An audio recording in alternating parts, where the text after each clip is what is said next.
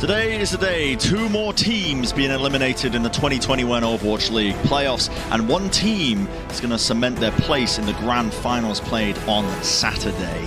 A lot on the line and everything to play for every single player and franchise involved here today. It's going to be good. Starting things off with the Atlanta Reign versus the Los Angeles Gladiators. 2 teams with drastically different styles and how they like to play as well. My name is Brennan Hook. I'm joined by Joshua Wilkinson.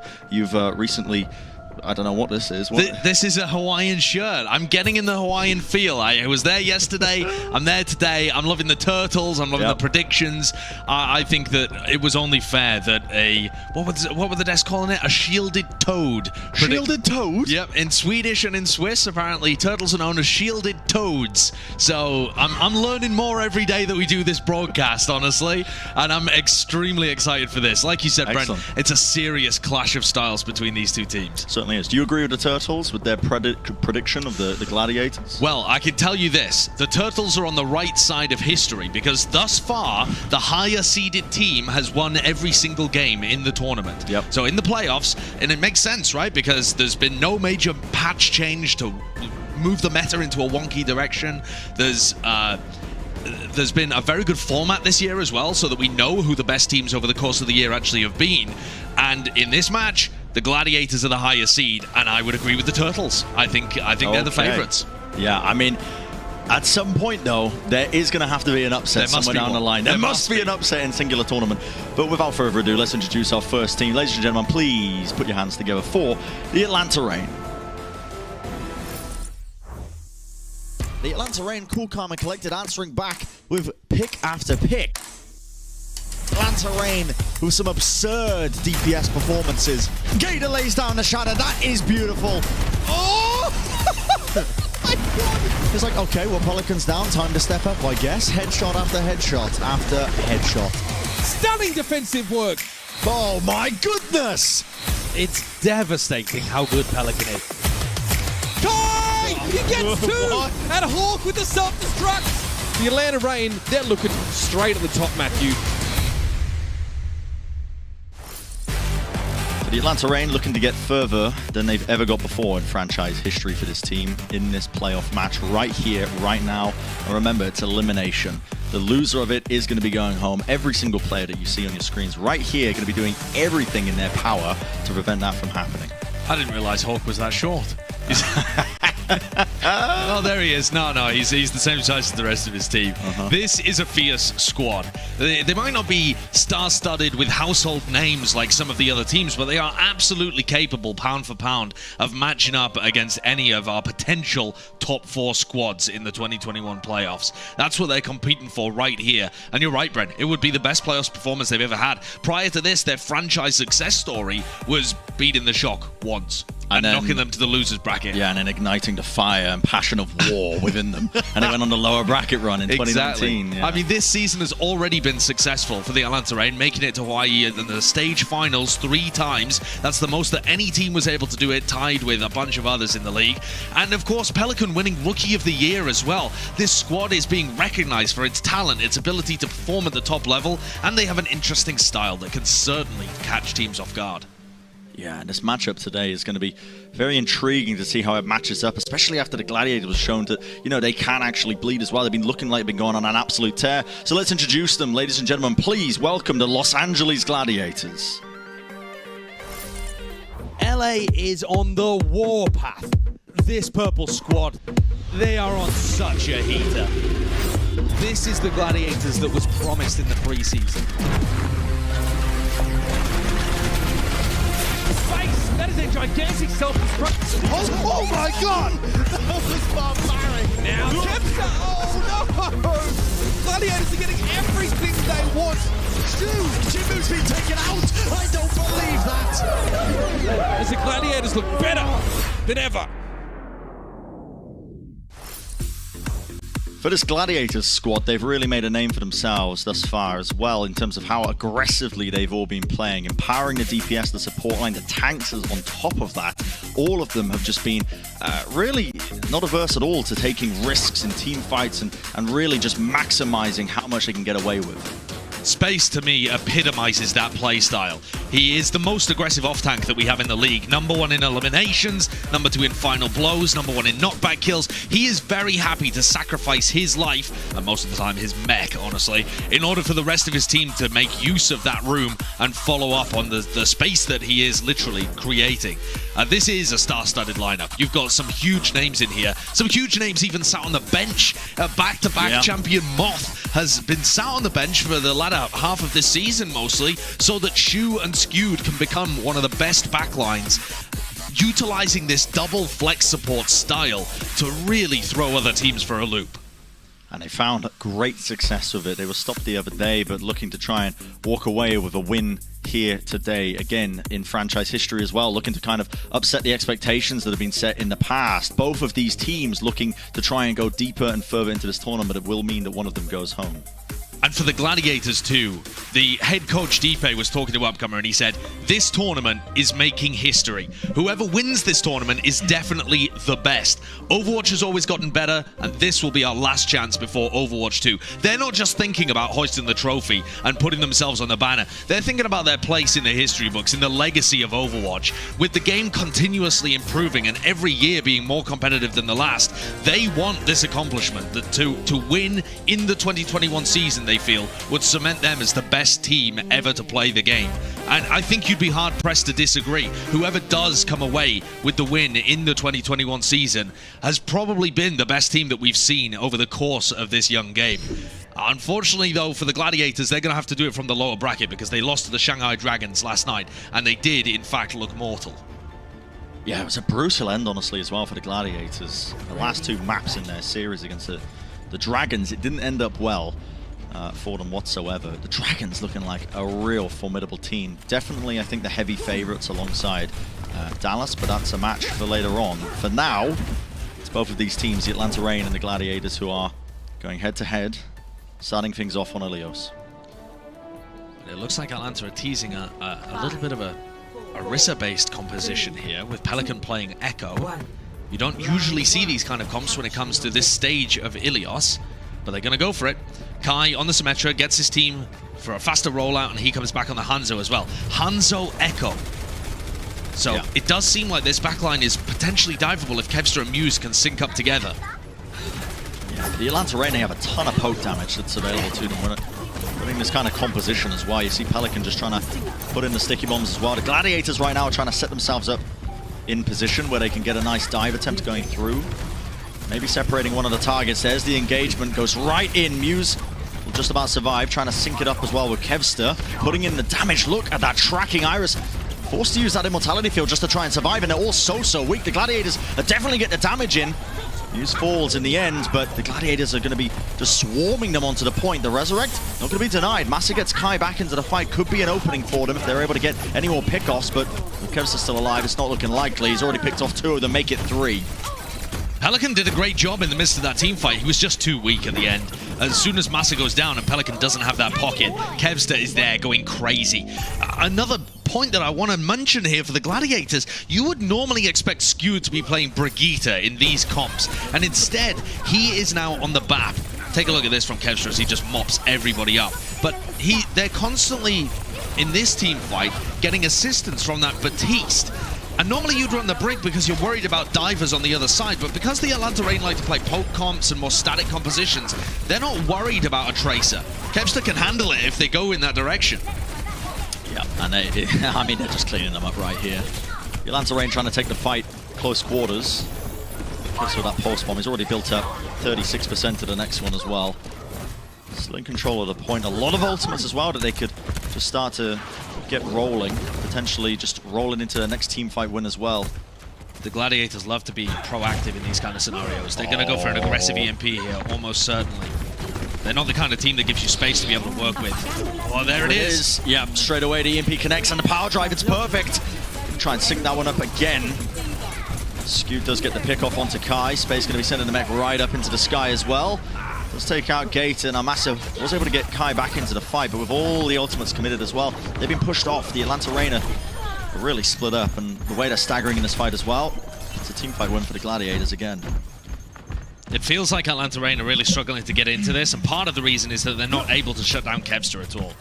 There's no pressure on the backline. Shu and Skewed are playing a very greedy backline, and yet there's no flanker to be able to apply pressure. Pelican is now going to move over to Sombra, but a Sombra Echo comp would have been better. The Hangzhou, okay, you have the ultimate to try and get value out of, but it's a hyper-mobile composition you're playing into. Here, space has been hacked, though, so immediately Pelican getting value, but... Okay. See how that works out. Yeah, it's not too bad at all. Shu going down. Supercharger obviously amplifying the damage on that arrow. It's a great pick for them, but Kev still with a post bomb. Massa goes down. Now it's the overtime. Point's going to start to get played here, but the Atlanta Reign, they are so weak right now. All over the place. Have to play around their shield. Be getting back into the mech, so Hawk will be healthy, but Kai falls. Still, Kevster taken out means a major win condition. Gladiators are often relying on is going to be taken out. But still, Iris just drops down the Amp Matrix. Nobody's playing around this. It's so far back. It's right behind the point. They're just being cleaned up.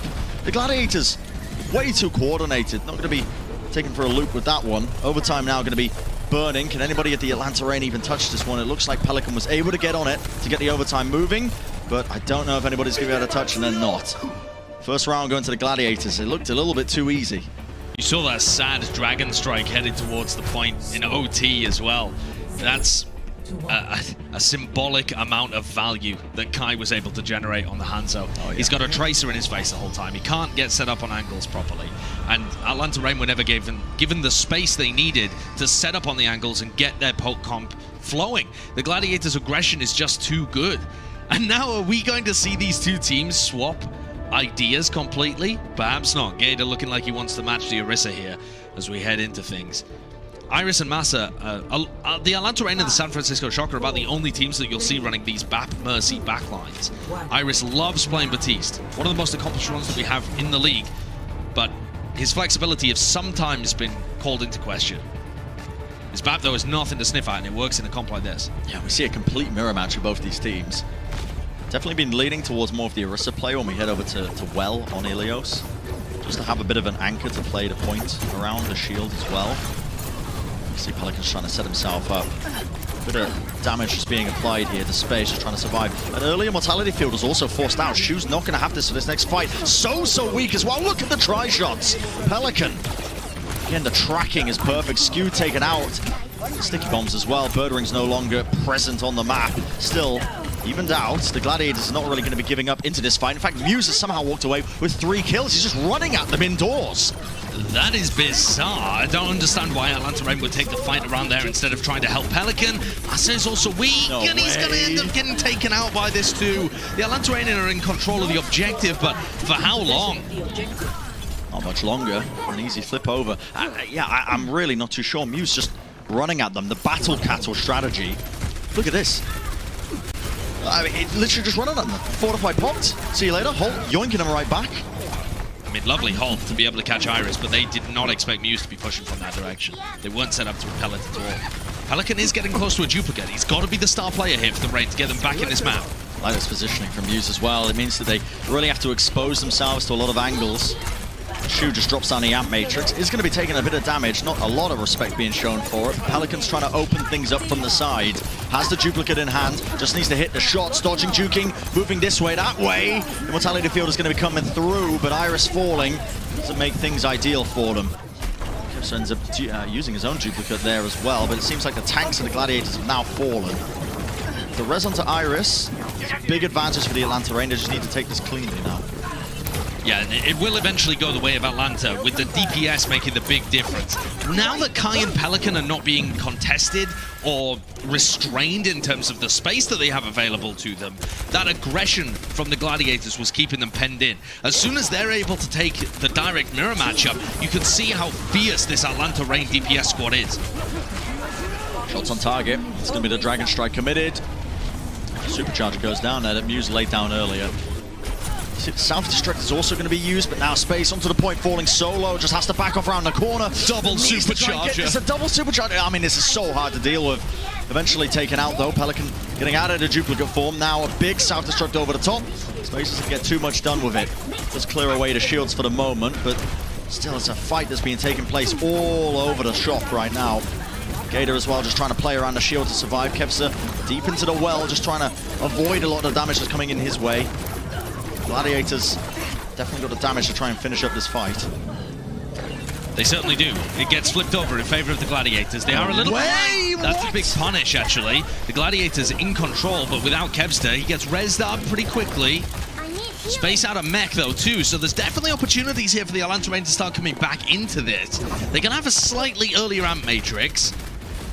And just being able to get players into position is important, because the Hangzhou and the Echo all have much larger benefits if you can get them into prime positions where they have control of angles. Kevster could go crazy in this fight, though. He has duplicate fall. We've seen duplicates of Orissa's mostly. Normally, you'd want to be going for that deep. And Muse playing that close to the wall as well, just gets punished for his positioning. Didn't have the teammates to try and back him up, and meanwhile, Pelican is dealing with the opposition still. It might not matter with the Gladiators winning out the fight on the actual point itself. Pelican just trying to clutch it up. So Skewed going down. Space so low, but Birdring's there to support him. Already 2 kills off the back of it. 96% now. Is anyone going to be able to touch this one? Would there be any attempt of overtime? Not likely. Los Angeles Gladiators going to be taking map number 1 in this series in a 2-0 fashion with the rounds. Not bad at all. And doing it not just by leaning into their strengths, but by mirroring the Atlanta Reign. They took the duel there in the Echo Hangzhou match against Pelican and Kai, and still came out on top.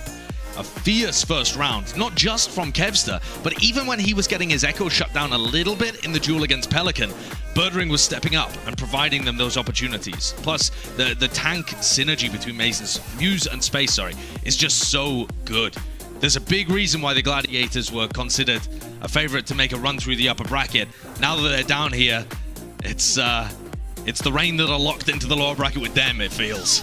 Certainly does. We're going to go to a short break, and on the other side of things, we're going to see what Map 2 has in store for us. If the Atlanta Reign, it is their map pick, opportunities for them to maybe move over to something that's a little bit more comfortable for them, and potentially even up this series. We'll see you in just a few minutes.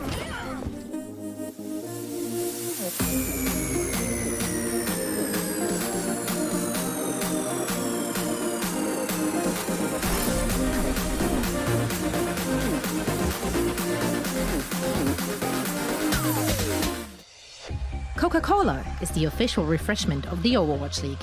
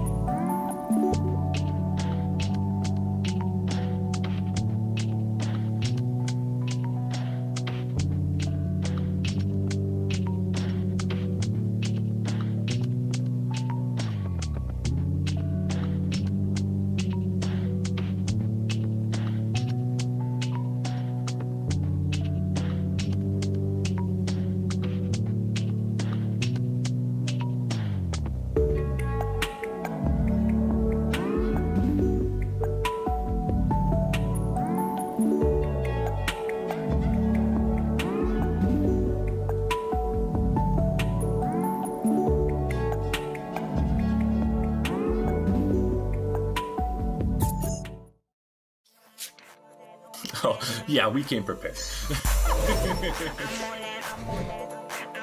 Looks like there is a whole lot of love in this league. Let's take a look at two couples who are taking a community by storm with their love for Overwatch and for each other. Overwatch Realm, it became our own realm as well. It became a place we could go not only to have fun, but then to, have little game nights and date nights and really get to continue to grow together. 其实一开始就是我想向他求婚很久了，但我一直找不到一个合适的时间。然后突然我知道就是杭州有线下的主场，然后那个时候也是可能中国的第一个守望先锋联赛的第一个线下的主场。杭州队的粉丝里面还组织了一个 cosplay 团体，然后到现场做一个舞台的表演。然后就不知道为什么他们就一定要让我站在那个设定好的位置，跟之前说的还不一样。我其他的团员突然间消失了，然后老师就一边掏兜里一边向我走过来，然后我才意识到，天哪，他是要求婚吗？嫁给我好吗？ One day she went to work and I decorated the whole house up with flowers and balloons and all these photos of us throughout the years so that way when she got home, I could actually walk her through our past and lead her to our future.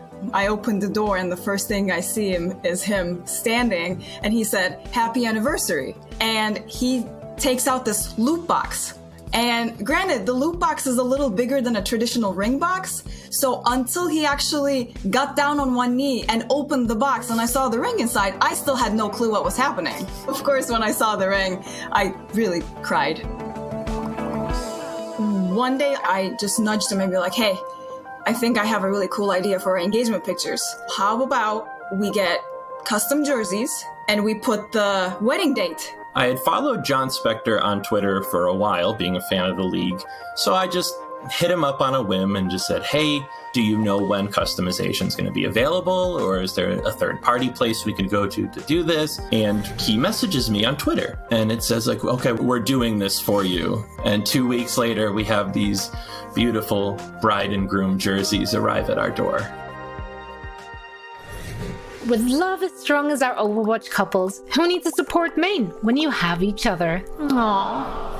如果你已经有了你的目标，但是你们还没有确立关系，我建议你和他一起玩守望先锋，那你极有可能可以啊。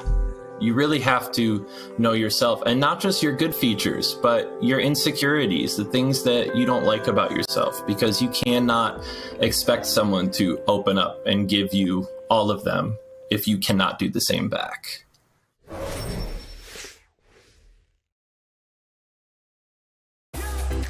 Welcome back from the break, everybody. What a wholesome video we were just introduced with there as well. Such a lovely contrast, I suppose, to the brutal nature that this match is. It's one of these teams is going to be going home, Josh. The Atlanta Reign and the Gladiators. Their season is going to get cut short here today. And currently it's the Gladiators leading 1-0. Now the Atlanta Reign with opportunities to come back into this. It is going to be their map selection as we're moving into the second map of this series. And we've seen those map selections be so important in the past, but I am not sure about this one. Okay. The Atlanta Reign are picking Hanamura into the Gladiators. Now a reminder, Hanamura is the only map that the Gladiators won against the Shanghai Dragons. And if we take a look at our map leaderboard presented by Xfinity, Gladiators set the second fastest time ever on Hanamura against the Atlanta Reign the last time they played them. In the Countdown Cup, the Gladiators won 3-0 and set a record against them on Hanamura. That takes some specific cojones in order to pick some that back minerals to be doing that. Or a good game plan. Or possibly both. Yes, possibly both. I mean, This is a bold move. It's so bold. It's so bold. And if it works out, I mean, okay, all the power to the Atlanta Reign. Yeah. But the Gladiators have been looking phenomenal on Hanamura. It wasn't just the fact that they won against the Gladiators and looked excellent doing it, but they had a bunch of specific strategies, positions, protocols. They were pushing, for instance, the one that springs to mind, they were pushing their Tracer and Baptiste over the gap from point A to point B, so that the Kevster would have constant healing and pressure to be able to take fights. They were coming up with unique strats that I had never seen from other teams on Hanamura. They look so deadly here. And so if the Atlanta Reign are taking them, I hope they have a good game plan that is more than just, we will teleport to point and win. You need to have a great game plan, idea, tactic, something, if you want to be able to take Hanamura away from LA. But the Gladiators setting up here. See a bit of the Orisa spam composition as well. Kevster on the Farah, which we do see quite often. The Atlanta Reign look like they are just going to be going all in with this rush composition. So Kai with a sim, hasn't used the teleport, which means probably going to be looking to teleport somewhere, either to point, top left, any sort of direction that might be able to get them past this choke point. They've got to not take damage though as they're doing it. Gator takes a little bit of damage there. Ooh. Where's this teleporter going? Straight to point. Okay. It's a fake. It's a fake. Yeah, they're just going to push right past it. In fact, the only person who takes it ends up being Space Birdering, caught out there. They just jump on him. The rush composition very effective at trying to get that done. Pelican, though, gets taken out as well. It was actually Pelican was the only one that took the teleporter. I don't know whether that was miscommunication, but he got picked off on the objective, had to use his ice block early on. But still, taking down Shu, that's the most important pick you could get. Yeah, now the Gladiators have only got skewed for the healing. It's not much, but the res comes off. It doesn't get denied. Shu's back in, but they did have to trade Muse for it. Not putting the heals into him while all that was going on. Birdering now onto the Doomfist, looking for the pick, will be denied. Kai shuts it down. A rapid take here for the Atlanta Reign. Kevster committing the ultimate, does get two, but not too much more with that barrage. It's going to be the eventual capture now. The Atlanta Reign did take that with some pace. They have ultimates on top of it as well. The Am Matrix online, the teleport. We might see that absolutely classic play where teams like to teleport over to far sides of things. They're not running too many long-range hit scan over an Iris, obviously, being able to capitalize off of it, but we'll see what they've got up their sleeves. Yeah, Pelican had to swap off the May early on because he got caught out. I mean, I think it was miscommunication. He was the only person that teleported and ended up getting picked off by Space. So now he's on Tracer. It is a very common play to teleport up to a high ground and use that Amp Matrix to try and push the Gladiators away from key sight lines. The Gladiators are also running a pretty unconventional comp here. Birdring sticking to the Doom and Kevster on long-range hit scan. Good poop, actually. It did push Muse away when he tried to go for the power drive. Birdring in a lot of trouble.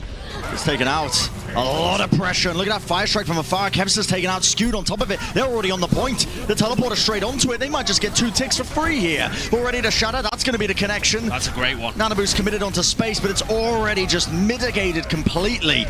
South going to be blocked up on top of it, and it's just individualism across the board. The Atlanta Reign coming out with a lot of fire. And that looks like a rapid capture on Hanamura. 4 minutes, 38 seconds after everything, after all that setup. The last time I should say, these two teams faced off on Hanamura. The Gladiators setting a record against them. Yep. And the Gladiators looking amazing at this map when they played it against Shanghai as well, who currently, I mean, looking like one of, if not the best team in the tournament. So Atlanta certainly felt confident in themselves heading into this map, perhaps adjusted some crucial elements. I don't know, the execution on point A, clearly there was a game plan to fake the TP and try and overwhelm an individual. In the end, I think they ended up losing the first pick, but they caught out Shu. So they trade Pelican for Shu. That's probably worthwhile, but it was a little sloppy. It wasn't perfect. The execution into point B, though, was pretty sublime. Pelican in particular, playing the Tracer, just got picks after picks, including a pulse bomb kill. A reminder there with our Pick'em Live trivia, live.overwatchleague.com if you want to play. Which tank has blocked over 2 million damage this season? 2 million? 2 million damage this season. That's a lot of damage. I don't know. It's got to be someone who's played a lot. Yes, yeah. I mean, all of those players have played a lot, though, haven't they? That's the 2 tank lines for both of these teams. Yeah. Pretty much every game. That's my general statement. It can't be disputed. Appreciate it. Let's take a look at how the Atlanta Reign executed on point B. No way. This did not take down Kevster, surely. He got sniped by that. What a play. Okay. The Amp Matrix fire strikes are incredibly common. Here's the Gladiators going for this set play they do at the beginning. They teleport the Hog up on the high ground and they look for a hook. So they have the shield in front of the Hog as well. And they're basically looking to try and hook in Hawk, because most of the time the defending D.Va is going to be scouting for information early on. But Atlanta Reign don't fall prey to it, and now the Gladiators change up their comp quite significantly here. They're going to be running the Tracer Hangzhou, so Kevster in particular is going to be the key player for the Gladiators. Pelican's going to be looking to try and put a stop to things as well. The damage that he's putting out here at this choke point. Now, Kevster did manage to get into the back line, trying to now probably distract them as well, while the rest of the team pushes right through. You can see the Gladiators are already in. Kevster has gotten also behind them, just trying to take the high ground position now as well as he looks for at least one of the targets. Bit of pressure onto him now. Just trying to put the chip damage into Gator now, also pushing forward. Space ends up getting teammates. He trades the mech in the end, but Space being gained for it. Gonna get shut down. Beautiful plays coming out from Gator there. Yeah, that's phenomenal stuff. Also, Hawk being able to stop Kevster getting constant pressure out makes him a little more cautious in terms of when he's going to engage. But Kevster's essentially built up a pulse bomb in the midst of all of that. Look at this position from Pelican too. As soon as they push in, gorgeous halt. As soon as the Gladiators push in, they're caught in a pincer between the tank line of Atlanta and the Mercy and Echo that are playing from behind them. It's a lovely crossfire. And look at Hawk's position. They have no idea. Hawk has sandwiched himself there into the corner. And the Gladiators, they push all the way through. Pulse bomb, going to be a connection for them. Kai does take down Space though, trades with it anyway. Big pick from Skewed. Yeah. He takes down Kai. That is a big pick. See the duplicate form being taken out. Bird ring, okay. Just fires off the rapid fire arrows. Pelican removed Muse now, falling so low. Self-destruct into the corner, has to play right into the line of sight of the enemy, and they just burn him down anyway. He had nowhere to go, nowhere to run. There's only two directions, and both of them were a death sentence. Beautiful set plays by the Atlanta Reign. Shu, though, picking off Iris. That is a crucial one. And the longer this team fight goes out, the more the Gladiators, scrappy individuals, Kevster, Shu, are being able to turn this fight around. Really good sightlines there that Shu was able to find to combo with Kevster. And the damage on the Discord orb was too much. Yeah, sometimes as well. I mean, Shu just feels like an additional DPS player. Look at this. Like the entire time, you're not only dealing with the front line, who's just absolutely battering you, but then you've got Shu as well, just putting in all of this damage the entire time, not missing a single shot. And really coordinated around the Discord orb as well. Everywhere that Skewed is going, Kevster and Shu are trying to follow up. Atlanta Reign playing Rush on defense now. They've made a compositional swap. Dragon Strike forces their positioning a little. Yeah, they have made a big swap here. Kai is in so much trouble. 1 HP, gets taken down. Kevster, it's not the recall. Just use it there. It's being pressured as well by Hawk. No, Blink's available. Right off to the side. Ends up getting taken out anyway. That's Pelican making the moves. And Shudo from the high ground. The Amp Matrix popped off. He's low, but he does have the Immortality Field for him. No heals available, but he's already opened things up with those picks. Nicely done. Now the Gladiators can start to apply a bit of that capture onto the point. Playing it up. Gator moving forward though, swinging away. Just going to be walking right past the shield here. And now he's got the support of his team. They're coming back off the respawn to this Transcendence. Skewed looks to try and keep the Gladiators back in this. Kai on the Widowmaker as well. This is a beautiful really angle. Nice yeah, he has to be dealt with. That's why Space is really just hunting him down. The Atlanta Reign on the defense. This is equally traded. But it's the Atlanta Reign who should be favored in the fight the longer this gets. Pelican is incredibly weak here. He has the Blizzard as well. I'm sure he doesn't want to commit it at this point in time as the Gladiators players are falling. Muse still on the point, but he's the last one remaining. He's going to get mopped up. The Atlanta Reign originally touched the objective, denying that first tick, but they were forced to take a step backwards, and so they've given a full tick of progress. That's permanent progress, 2 minutes 45 left. To me, the star players for the Gladiators so far, though, have been Shu and Kevster. It feels like at any point they can turn the team fight around. So Kai making that swap, so now he has the flashbang as well as a Peacemaker to be able to deal with Kevster when he's on those really annoying flanks. It's something the Shanghai Dragons did perfectly, although not on Hanamura. Shutting down Kevster was a key win condition yesterday. Oh, Pelican, he's had to use everything at his disposal because that halt pulls them together. Atlanta, they play forwards though. He had to use a speed boost for that now. They don't have a lot of cooldowns to take this next fight. The Gladiators, It's a window of opportunity, and they're going to jump on it. The Supercharger dropped down. Now they're going to be moving forwards, though, to Blizzard to try and lock them out of that top left area, right up on top of the high ground. Gator, not going to have the shield, but they do have this. Okay, well, at least they've got the barrier on top of it. Wow, they used beat, and look at them scatter. The Gladiators all just disappeared. Some of them died, for sure, thanks to Kai on his flank with the Immortality Field, but they didn't really get that much value out of the Lucio beat, to be honest. And they got another tick. So Gladiators, every team fight here, are just being able to consistently get 33% of progress. That's the second time they've tried to stagger Muse on checkpoint B, by the way. He's getting decent value out of his ults too. I'd be slightly concerned because he's built 50% of his ult in that post fight. I mean, look at this replay. Muse is at 20% of his ult. They're staggering, or not staggering, but he's the last one alive. He was the last one alive, and he built 40% of his ult. He's now on 65%. So that is a little bit of a punish there for leaving Muse and not dealing with him quickly enough. We'll see whether it makes a difference. That will make a difference. Okay, Kevster wins out that fight. No more Pelican to try and shut him down on the flank, and if you don't shut down Kevster, well, he's going to make you regret it. The Amp Matrix is used does mean that it's going to have to be respected. The Dragon Strike is actually used as a response, and now they're pushing right forwards into it as well. Fortified to try and walk forwards. Muse is quite healthy, and now Shu again with his Amp Matrix off onto the side. 2 picks. You got to be joking. He's a laser. Oh my goodness. He's just beaming people down from the side. Hawk's doing what he can to try and keep this alive, but it's just not going to be enough. Shu is doing everything for the Gladiators as soon as he has his ult available. The man is beaming. 30 seconds left to try and get this capture as well. They want a bit of time on the board for them. Shu absolutely farming. He hasn't missed a single shot for them. Transcendence committed, the healing, the self-destruct, everything to try and push them away. It's just going to be Master left alive to try and stall this one out. Will not be able to. Gladiators get handed a lifeline there, just off the back of Shu's heroics once more. I mean, his aim, it's like something that you dream of. You know, in your dreams, you're like, oh, I'm playing so well. Then you jump into Overwatch the next day and you just start feeding. I mean, that was an amazing play by Shu. And the Gladiators in general, they had a good attack, but they didn't set any records. That's true. And look at the time bank for the rain. Because the Gladiators capped with only seconds left on the clock, the Atlanta rain time bank has increased to 5 minutes 22. They have a massive advantage here, and you can see part of the reason why they went for their map pick. They look prepared for what the Gladiators are throwing at them, and alright, it wasn't a full hold. They didn't even manage to hold on point B, but they have given themselves a huge advantage in this map.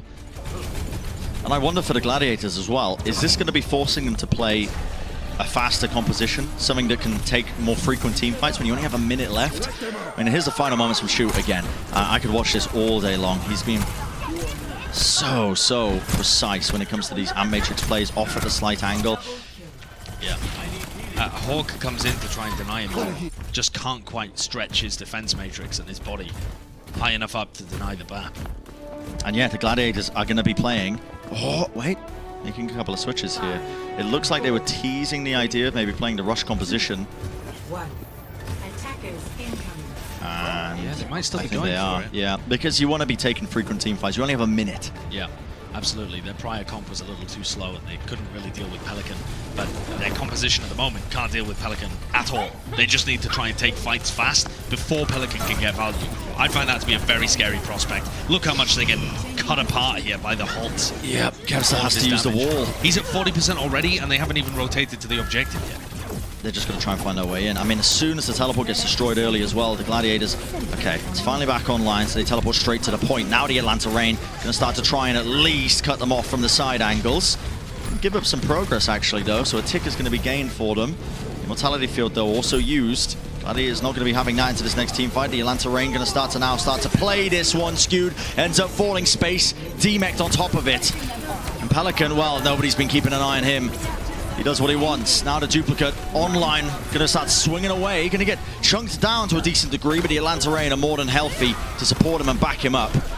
Not even going to need that ultimate that he almost came close to building up. It is going to be a stop on that push. 77% is what the Gladiators were able to get. Theoretically winnable, but it seems almost impossible because that Atlanta Rain time bank is phenomenal. It's so good. you would not believe it if we told you that this map was even more one-sided in the opposite direction last time they played. And that was only about a month ago that they played in the Countdown Cup. It really wasn't. We've been on a bit of a break between the Countdown Cup and the playoffs themselves. So it's the last time that these two teams matched up. Atlanta clearly hit the drawing board and came up with some excellent ideas of how to adjust their style to boom the Gladiators. Now on attack, I think the Gladiators need to make some adjustments, and it's not necessarily compositional adjustments, although Birdring is now playing Ashe, but the adjustment you need to make, I think, is that the Atlanta Reign clearly wanted in that first team fight that they took to fake the teleport on the point and use that distraction to quickly gain control on one side of the map with their rush comp. And that distraction denies Kevster the ability to get a huge amount of damage on them as they rotate. So I think a big element here is just reading the mind games of what Kai is doing with his teleporter. He has so many options. He can go top left on top of the hut, up on top of the balcony, straight to point. They can fake it.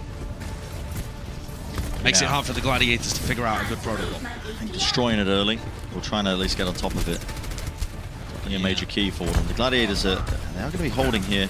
Okay, Kevster's in an aggressive position. That is a great early kill. They don't deal with the teleport, but the kills are flooding in anyway. And that's the adjustment. Having a much more aggressive position from your Pharah so that they can put pressure on them as they're faking or even going through the teleporter. You could combo that with Holtz, you could combo that with Dynamite. And Kevster already has a barrage. Within the first, 15 seconds he had a barrage. Yeah. As soon as the fighting began. Because he's doing so much AoE damage with every rocket. That's a long stagger there for Hawk. No progress gained on the point as well. The Gladiators are still going to be running this rush composition here. It's a good start to the ult cycle too. Even if Atlanta Reign do get to the objective, Kevster might be able to get a 2k, for example, with his ult. And then you've got chances of being able to win that team fight more so than if it had been just purely dry. Oh, might even go for it early there. The teleport again, taking out Iris. Removed. You can see the pressure. Hawk is definitely trying to at least mark him so they can't get away with too much, but this is aggression. Kevster just getting away with everything right now. It's reminiscent, honestly, to Shanghai and what they were doing, I think, against the Shock when they were running kind of a similar composition. They weren't exactly running this rush, but they were definitely holding aggressively and not letting them set up. Yeah, in that game, I think they were running the Moira Lucio comps as well, which you would imagine they have better opportunities to fake which direction they're going, though. It's a much more mobile comp. This one, you really are playing around the teleporters. So teleporter really early this time. Before Kevster can get a sniff of where it's going to, the Atlanta Reign are already in. But this is what I'm talking about with the ult cycle. If Kevster gets a pick here, this idea has just been wasted and a bunch of time has ticked off the clock. Smell a barrage. Definitely looking for one. He's definitely looking for it. They actually wait out the TP cooldown straight onto the point. The Ant Matrix as well. They have a plan, and Shu! Oh my! That's an early kill. Ultimates have to be popped off here, but the Atlanta Reign, they've got a lot of value out of this. It's going to be the self-destruct. They do get the res on the Shu, but they've got to get something a little bit more. That is beautiful by Hawk. Completely tracking it, just saving up the defense matrix the entire time. And now, it is a very pretty light show on the point, as every single ultimate is going to be used by the Atlanta Reign. Gator's just going to be building up his Earth Shatter, but it is just with one fell swoop them. Hopefully being able to clear this one up. The Gladiators are going to be stalling this. Use on the ball, dodges that one, but not for the backline there. That's going to be a swift kill onto Birdring. Still coming in from the side, but what can Kevster really do? Even with the nano boost applied, he gets dealt with easily. And that's the Atlanta Reign putting everything into that one final push, but it worked out. It was a gorgeous strategy cooked up there by the mind of who? Massa perhaps, or maybe it was Kai as well, being in control of the teleporters, going for that early TP before Kevster could get an opportunity to capitalize on it, and then utilizing the other TP to run down Shu. A reminder that the first pick for the Atlanta Reign on their first round was Shu as well. They are targeting him. He came alive, Shu, when he was playing the BAP, when they were on attack. But on defense, he was a clear weakness in terms of how he was positioned on the point. And the Atlanta Reign abused that. It was a bold pick. It really was, taking the Gladiators to Hanamura. But the Reign get away with a pretty good run 1-1 in this series. Yeah, evened up. A risky pick. It works out. We absolutely have a series on our hands here between these two teams. So much history between them, and neither wants to go home early in the OWL 2021 playoffs. We'll see you in just a few minutes, ladies and gentlemen, as we continue the rest of this battle.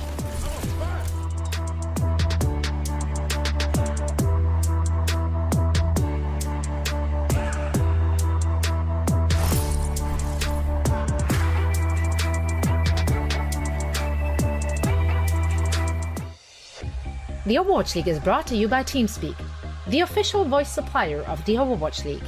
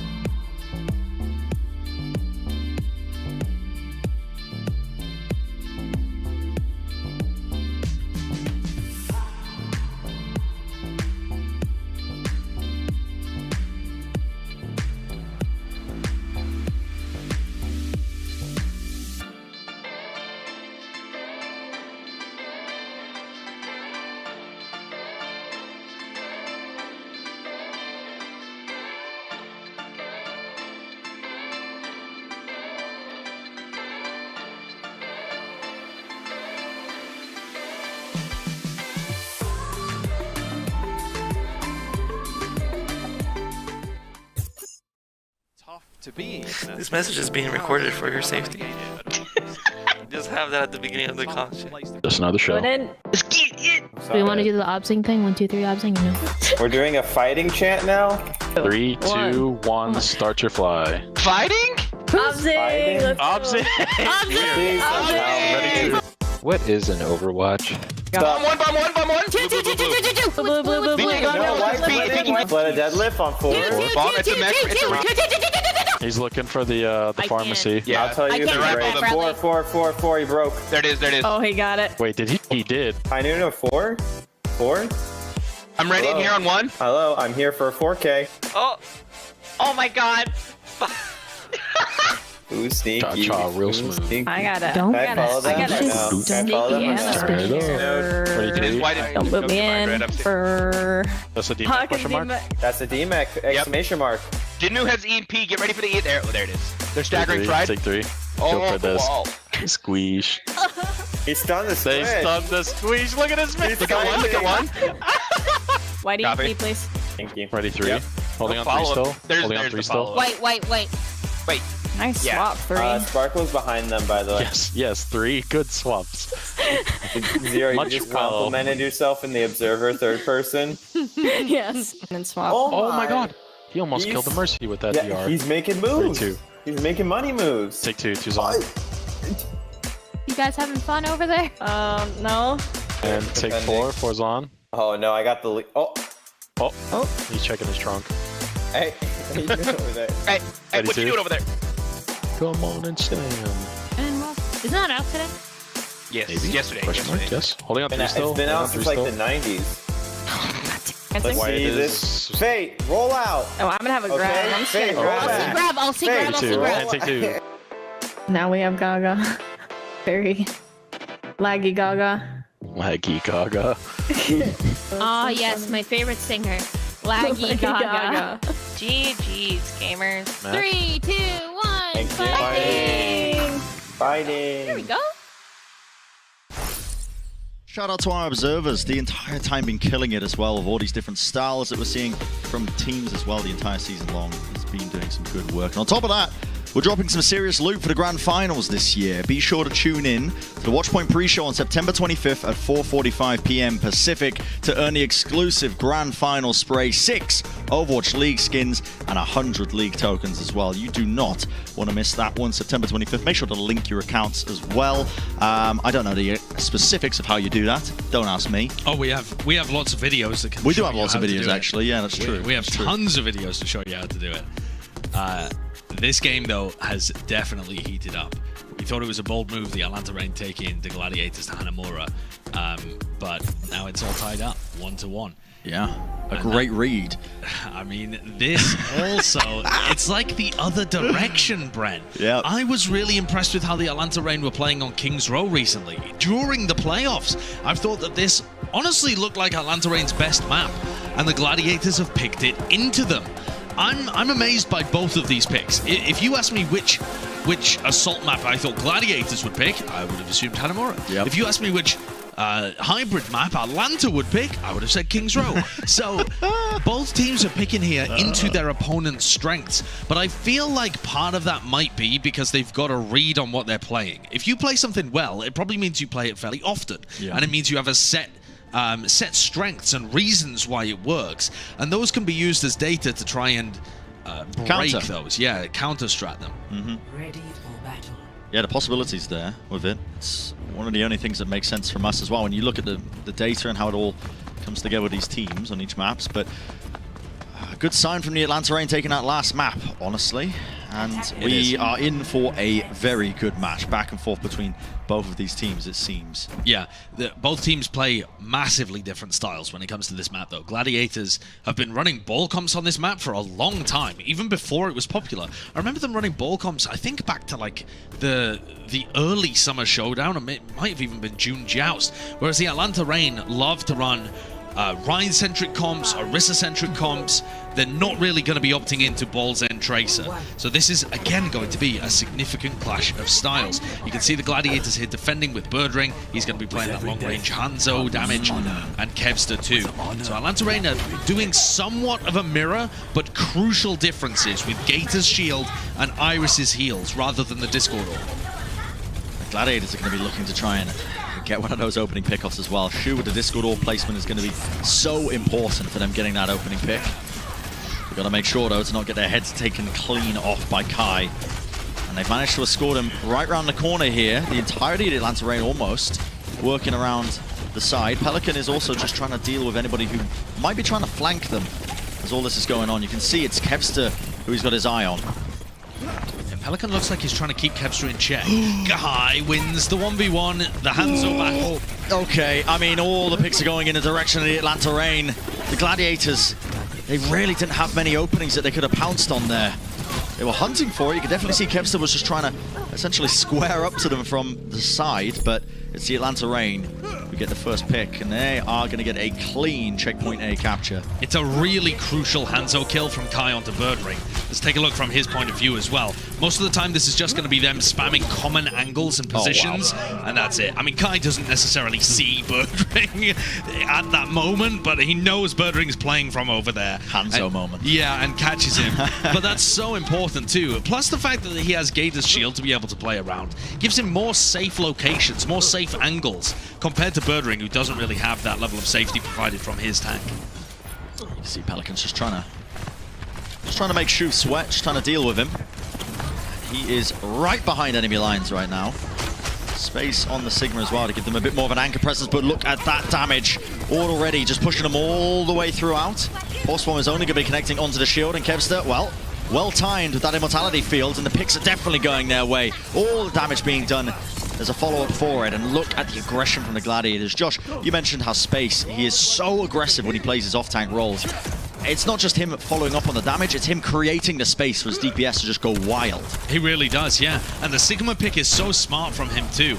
Take a look from his perspective as he just punishes the opposing off-tank, whilst also creating those safe places for Birdring or Kevster to play, and then just flanking to get all of this off-angle damage at the same time as the rest of his team pushes. Wow. It's a really smart pick here. And the counter to it would be to play like a rush comp with a bit more pace, but that would require Atlanta Reign to change the majority of their comp. The Mines of Dragon Strikes exchanged, actually, from both Hangzhou players, and the Supercharger did not go down this entire time. Still, the Gladiators are not giving up on this fight. The Power Driver is going to be used there, and that Self-Destruct from Atlanta Reign does not get too much as well. They're playing very, very closely linked together right around this corner, but they need a pick-off. It's hard to try and play into this when Skewed has committed that Amp Matrix. Space, the Gravitic Flux in close quarters. Look at this. Space is jumping right into them. Eventually going to get taken down, but luckily Birdring is there, right behind him. The Storm Arrows, Kai and Pelican fall, and a DPS still alive, still putting in damage. Even with that Amp Matrix that was committed there by Iris, it's a bit of a wasted ultimate because the DPS are popping off. Birdring's going crazy in this fight. Crazy! And watching that from Space's POV, you might think, what on earth is he doing there? He's way too aggressive. But that is the style that the Gladiators like to play. Yeah. They create a lot of room for their DPS by having Space play so aggressively, and they just trust in Birdring and Kevster to be able to follow up. Look at all of this. Birdring is pretty safe as he takes these fights. That pick, though, is amazing. And he just DPS diffs the Atlanta Reign. Playoffs Birdring is a different beast. He really and he's is. Here. He's not even here to play. He's here to just absolutely consume. And he is popping off still.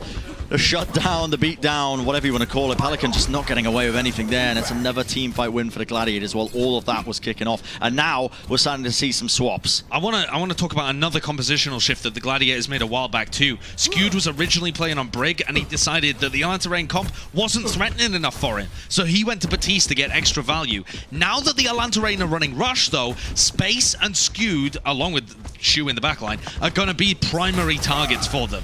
The Gladiators' composition doesn't play particularly well into a rush comp. Atlanta have made a good adjustment here, but they're playing against a significant ult disadvantage. So just trying to hunt down his adversary. Pelican dodging around the corner. That's going to be the recall forced out. Kevster, well, he's in a bit of trouble. Just trying to actually force Pelican to pull him back and take the 1v1. It's almost like he's goading him. He can just attract his attention for 1 second. He might be able to assist the team with Shu falling, though. That's the Atlanta Reign. Pelican, what a post bomb! Birdring's taken out, almost got another one with it. He just shuts down Space as well. So many kills going his way. So smart by Pelican the entire time. Yeah, that was phenomenal stuff. I don't know how Shu died. It might have been a late immortality field from Skewed. Kind of rare, but Skewed did have one at his own feet. And checkpoint B is going to get sailed in here for the Atlanta Reign. Like I said, oh, wait a moment. They're straight back in this. I didn't spot Kevster, and he's kept this alive. A risky contest. They're going to be... So Transcendence invested into it, into the Amp Matrix as well. Iris might be able to get enough damage here. It is so hard for those players to stay alive, and they're going to need something more. The DPS players, the Gladiators, they had to pop off, but it's going to be the capture anyway. Not enough bodies to try and stop this one from just rolling into checkpoint B. They're still going to take this fight at the end of the day, but it has gone the way of the Atlanta Reign. Atlanta now can start to get some of their ults online too.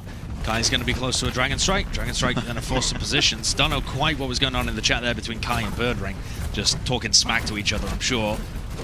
The Gladiators, though, with a bunch of ults of their own, they haven't made many compositional adjustments to deal with this rush coming out from Atlanta yet.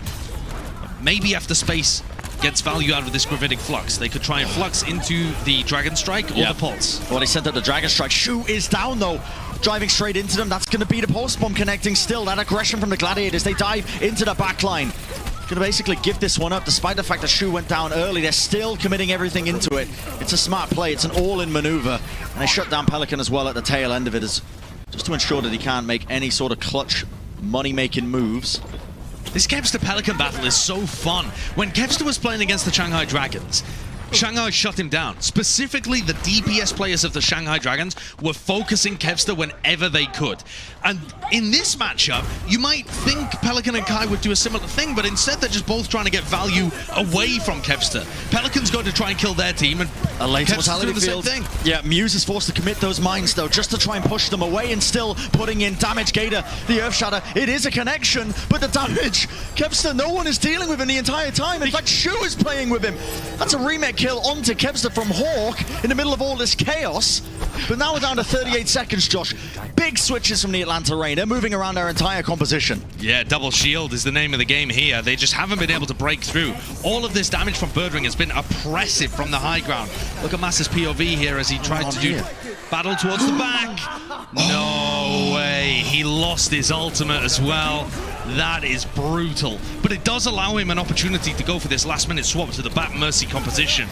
They have no big ults to work with. And Matrix is about the only thing, and the Gladiators have kind of made that one useless with Shu's Transcendence. Shu is just building up the Transcendences so fast. He's playing right in the front lines. We're down now into an overtime scenario. You can see Hawk just had to run forwards, commit the body, just try and get it burning no matter what. They get the pick onto Muse, but is it going to be enough? With the Pulse Bomb, Kevster, he's done so much damage. The res comes through to hack as well. Kevster can't blink away. The Atlanta Reign just about finding their footing in this fight. They're going to forge a path forwards. OT spawns as the Gladiators try to get back into this. Oh my god, Shu is in the back line. No way. He finds one. If you... Okay. That looked winnable. That really did against Pelican there. But that means there's no Zen, no Discord orb available for the Gladiators for quite some time. They're going to get close to ults. Gravitic Flux could be huge. Yeah. But other than that, Atlanta have all the momentum. Trying to store this one up now. Space uses the Gravitic Flux. It does catch onto them. Only on the one, though. Hawk is going to be healed up instantly off the back of it, and they do not have Muse up. Hawk's still alive, doing the damage to Dragon Strike. It has to get something, but they just avoid it. A quick little sidestep, and Space is taken care of. Into this overtime push. Gravitic Flux online, and it does do the damage necessary. Maybe a boot kill might be in order for them to try and clutch this one, because it's still alive for them. Still the Gladiators putting everything on the line. Fortunately not able to stop that. The Atlanta Reign are going to be very pleased that they managed to get that one in the overtime push. All of that taking place, it was looking like they may have just got chewed up as well. Smart compositional changes, though. Atlanta started off running a very different comp to what they both went in the middle of the map and then ended it with. The flexibility on both of these squads is enormous. And okay, Atlanta Reign, we don't often talk about them being the hyper flex. They have a specific style where they like to play a lot of Orisa and a lot of Rush. But on King's Row, those are the comps that will get you maximum value. And being able to swap from one to the other at the right time based on what the Gladiators were running is part of the reason that they were able to get both Checkpoint B and C. Really well played. A very nice idea of how they want to play this map, despite the fact that Gladiators have picked it into them. This is still anyone's game. An OT full push of King's Row is about standard, honestly. Yeah, a respectable push. And I love it. I love it. This series is so back and forth. For the Gladiators on the attacking side, curious what they're going to be pulling out. Yeah, Atlanta here are running a bit of an unconventional composition themselves. That is weird. Normally you'd expect Pelican to be playing the Mei, but Pelican is playing Sombra here. Sombra could be good for shutting down Muse when he's playing Ball. It also could be really good at shutting down Kevster. If Pelican is confident in his Sombra play, getting neutral hacks on Kevster's Tracer would be devastatingly good. But it requires some excellence to pull off. Your timing has to be perfect, because the Tracer can break it with blinks, can break it with just shooting you. Yeah, damage. Hyper mobile. For the Gladiators, they have a lot of damage with this composition. They have got Kevster into a nice position. Obviously, the Atlanta Reign, with this composition, they can't disrupt the high ground too easily. Not a lot of options. They want to stay grouped up, as you're seeing right here. And that's a flashbang that actually misses. Kai was hoping that he could disrupt Muse. So there was no power driver coming in, but he just went straight past him. Point being played already. That's a tick the first gained tick. for the Gladiators. Yep, they are getting away with a bit here. Terrain just still holding into the corner, waiting for somebody to potentially overextend, maybe a hack as well that they can play off of, but they are struggling to find it. Now the point's still being played, almost a second tick gained. The Gladiators eating up the damage. They're going to have this Amp Matrix up soon. In fact, both sides are. Iris drops his down first. We'll see what he can do with it. It's going to be the heals coming through, and Space does get demeched. Leaping high into the sky with the Exo Boots. The Atlanta Reign eventually put an end to that team fight. It was very unusual. A lot of patience being shown from both sides. Yeah, really patient play there, especially from the Reign.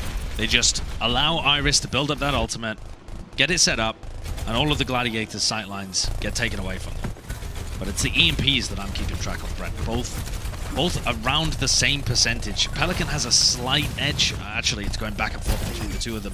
Only a difference of 5%. So now it really comes down to which team is in position to initiate first. The Gladiators are playing so much around the high grounds that I don't really see a way for Atlanta Reign to take the fight to LA.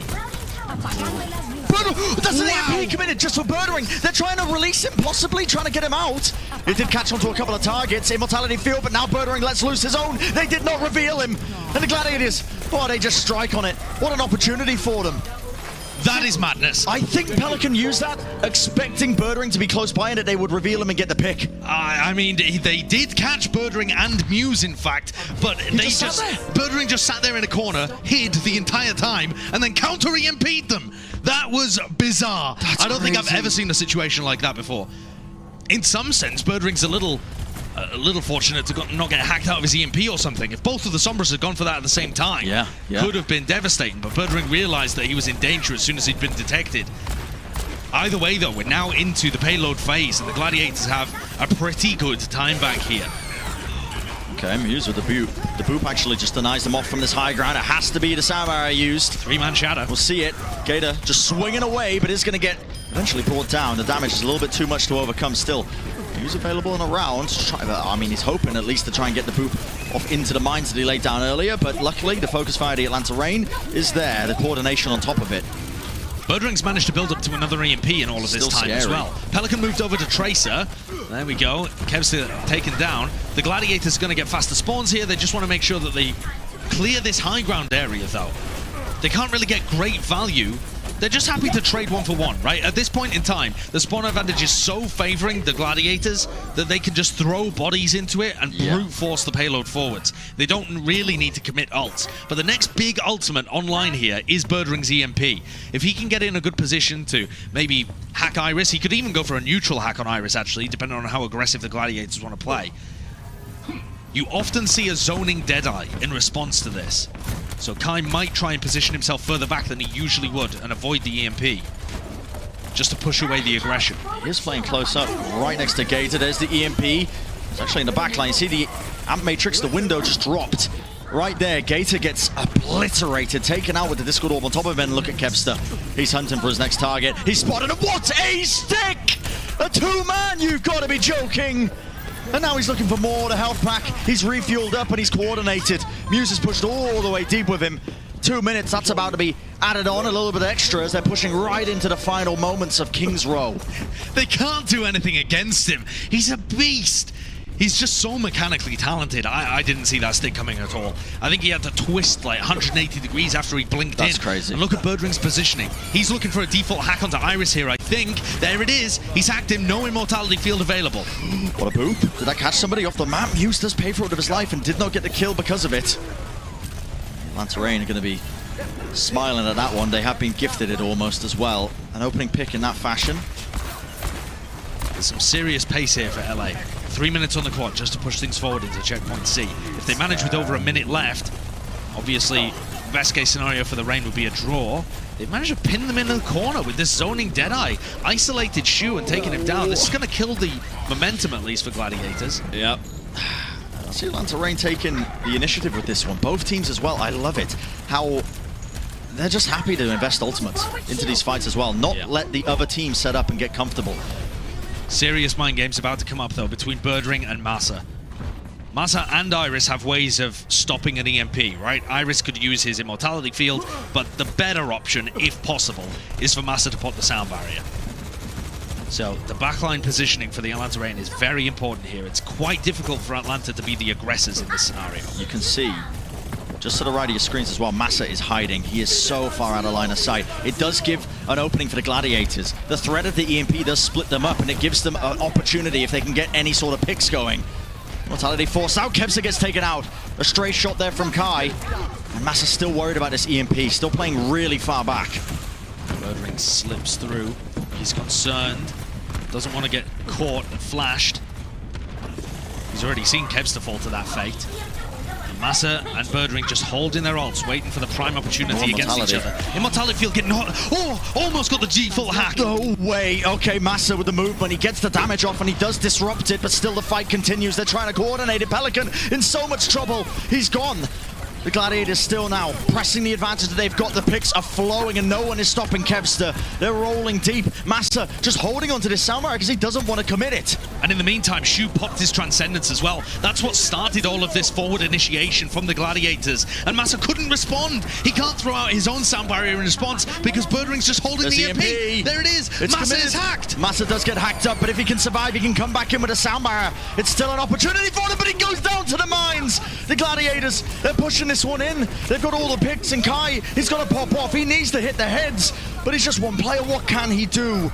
Taken out early. The Gladiators are going to be sailing it in. But this lone sound barrier at the end, not enough.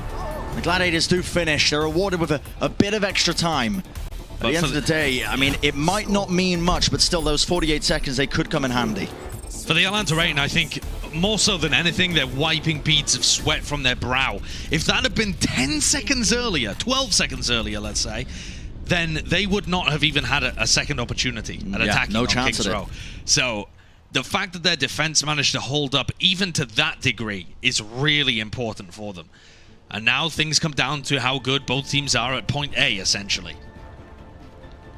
From what I remember, Atlanta Reign had a much better strategy. Running the Orisa, running the Hangzhou, and sure, it did require Kai to get the opening pick on Birdring, but that compositional choice of just having the Orisa shield for Kai to have an easier avenue to play around gave them that opening. Here's how Massa ended up getting hacked and presumably, at the end of this clip, dying to that mine.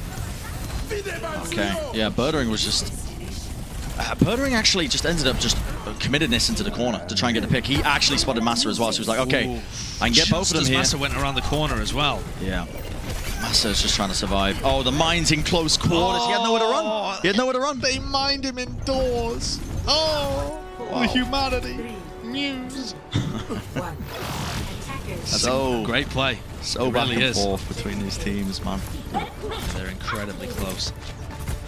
Atlanta going with a similar composition here. Pelican, though, playing Sombra. I believe he was playing Tracer the first time around when they were on attack. Wrong there, though. But it was certainly Kai that opened things up for his team. He's only got 40 seconds to do it this one. Yeah, not a lot of time. That's a good hack. Muse instantly taken out. The shield bash on top of it. They knew it was incoming. They were set up for it. Kai just has to keep one eye on the back line here because Kevster is going to try and make magic happen, but shut down. The arrow. Oh, what a beautiful find. The Atlanta Reign. Well, they got to be smiling after that one. The Gladiators have lost two crucial pieces. Now, granted, they can get back into the fight quickly if the Gladiators choose to stall this one out, but if Kai's finding shots like this, they're not going to get an opportunity to contest. They try to roll through. Muse just gets shield bash hacked. He can't move anywhere. And now for the Gladiators, it's just tossing bodies at the objective. Anything to keep this one from really capturing, but now it's in the overtime push. The Atlanta Reign as well coming at this.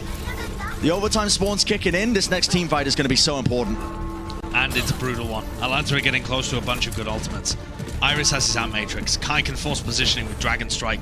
If they lose this one, then they're facing an EMP. There is a serious chance that the Atlanta Reign can get a massive snowball going here. The Gladiators have swapped to a double shield composition in an attempt to slow things down. What was Muse's shield there, though? Did you see that? All the way back at checkpoint, at the very beginning of checkpoint B. He's got to wait for his next shield cooldown. That's a spot on Pelican. Does push him away now, the overtime. That's a moment of respite, but now with the Dragon Strike pushing right through, that's Muse who has to back away. And Matrix used into the corner. Hawk is down. It's a great start for the Gladiators, but Kai to return. Skewed goes down. This could be big for them. The Atlanta Rain, they need a little bit more though. With the hack, it disrupts the grasp. And Kai can deal damage, but nobody touches. Again, you have got to be joking. Kevster got a 2k pulse bomb that I assume pushed people away from the payload. Had to, right? The Atlanta Rain were winning that fight, am I right? It looked like until the pulse bomb came through and until they stopped touching the payload, that was going to be Atlanta's. They had the positioning, they'd hacked space and taken him down. Kai had found another opening pick. They had big ults to be able to work around. Everything looked great there for the Rain. And don't get me wrong, it's still a good push. 72 meters and the completion of checkpoint A is all excellent. I mean, but I mean, that's a wild one. The Gladiators, I think, with a huge play from Kevster, just forced positioning. Yeah, regardless of, I do think it was the pulse bomb that pushed them off. I mean, we might be able to get a replay cooked up in time that we can see exactly what happened, but when you get pulse bombed, you have to move away from your team. Yeah. Otherwise, you're just going to give them a multi-kill. Well, I mean, he did get a multi-kill. He killed 2 of them anyway. He's just that good. He was going to get 3, but he only got 2, you know? Here we go. So in the final moments here, so it's Gator who's playing close around the shields. They have the amateurs to play around, up close. Gator's getting heavily pressured. He goes down. He is the sole target who they're waiting for. Yeah, and at that point... Oh, they're taking so much damage as well, though. Yeah. From Muse, from Birdring. They were just getting hammered on the payload there. The positions were excellent from LA. Yeah, even if they got a body onto the objective there, it was unlikely that they ended up winning that one just from how Gladiators were pushing the positionings. And now they're on their own attack. This is a very similar situation. Atlanta Rain running that Reinhardt-centric comp to defend. They were rotating around. But last time they gave up ticks very easily. The Gladiators, though, were running a ball comp, and now they're running double shield themselves. This is fast. Right around the corner. And that's Shu pushed up into the upper reaches of King's Row. Hawk, shield bash onto him. He is quite low, but luckily Kai is just popping off. Just empowering him. His team just keeping him alive. They can ensure that he's able to just hit shot after shot after shot. He's going crazy. I mean, in this extra time, Kai has been the player for the Atlanta Rain. Pelicans found some great hacks as well, but he's been more of that supportive element, making sure that the entire team is built around Kai's damages and his ability to find those opening kills. Gladiators are going to find it difficult to crack this egg. Although my mental might be cracked already. Space, 80% of his ult. The tank ultimates could be the key here for the Gladiators, but I'm not sure Muse is even going to be able to get his own line. They're setting up for the Ant Matrix, and there we go, Skewed. Just taken out. Flashbang over the shield, I'm pretty sure. Enough to deal with it. Rotating around, the Gladiators are left with 22 seconds left. Do they just disengage from this? They need to. You have to reset quickly here if you're the Gladiators. You're coming back in 10 seconds. These players are barely going to be able to get off the respawn. Who can even touch? They're going to be able to touch. Kevster can surely touch, right? He's a tracer. He's going to be able to get in position for it. He's behind them at the moment. Okay. Flux, Dragon Strike is a possibility here. Hacked out. Space hacked out of it. Wasn't able to get the Gravitic Flux off, but now Kevster in the back. That's going to be the post bomb. It is a stick. That's a lot of damage. Onto it, and it has cleaved through them. It forced out the Immortality Field, but that's taken out as well. And look at it go. The Gladiators. Oh, I mean, they were worried for about a moment, but they managed to pull it through anyway. They've taken it to the overtime. They're going to get this capture. And it does mean, again, the overtime spawners kicking in for the opposition once more. Massive ultimates on both sides. Usually you'd favor the Gladiators here because they have a supercharger. It's really difficult to push into. But the Rain have EMP and Sound Barrier. They can Sound Barrier, EMP engage and just overwhelm the Gladiators before that extra damage has any effect. It's looking dangerous for either side. If Birdring gets an opening kill here, or if someone punishes Pelican, maybe it's still winnable. Oh my word! Pelican taken out! That's no EMP! What a play! Right from the top ropes, Birdring is just flying around on the rooftops of King's Row. He will get taken out, but Muse has dropped down that supercharger, and you have to respect it. Hawk off onto the sidelines now, does have this self-destruct. He can stall for them. Pelican has only just respawned, by the way, and Gator holding onto this Earth Shatter. Wants to break the shield, right round the corner, wants to let it rip, but just swinging anyway. Now the Sound Barrier, now the Earth Shatter, everything overlapped, and they're being pushed away. Not even EMP right at the end. It didn't even matter. The Atlanta Reign just about squeaking out that map. Huge performance from the Reign. Gorgeous use of their ultimates towards the end there, and incredibly intelligent compositional swaps throughout the whole of it. Their attack rounds, their defense rounds, everything. Atlanta know how to play King's Row. It is hubris bringing them here, but then I would have said the same thing about them taking Gladiators to Hanamura. At the end of the day, though, both of those maps, theoretically good picks for both teams, and yet it's the Reign who win both of them. Yeah. They took the Gladiators to Hanamura, got the win, and now they've responded with a win on Gladiators' pick as well. This leaves the Gladiators in a sorry position. One map away from elimination from the 2021 playoffs. They've just hoisted the Countdown Cup. They were a lot of people's favorites from the West to go deep in this tournament. They are going to have to pull something special out here. The Atlanta Reign, a lot of smiles creeping on their faces as well. They can feel it. One map will stand between them moving forwards and the Gladiators eliminated. We're going to find out just how this series might be continuing or ending in just a few minutes, so don't go anywhere.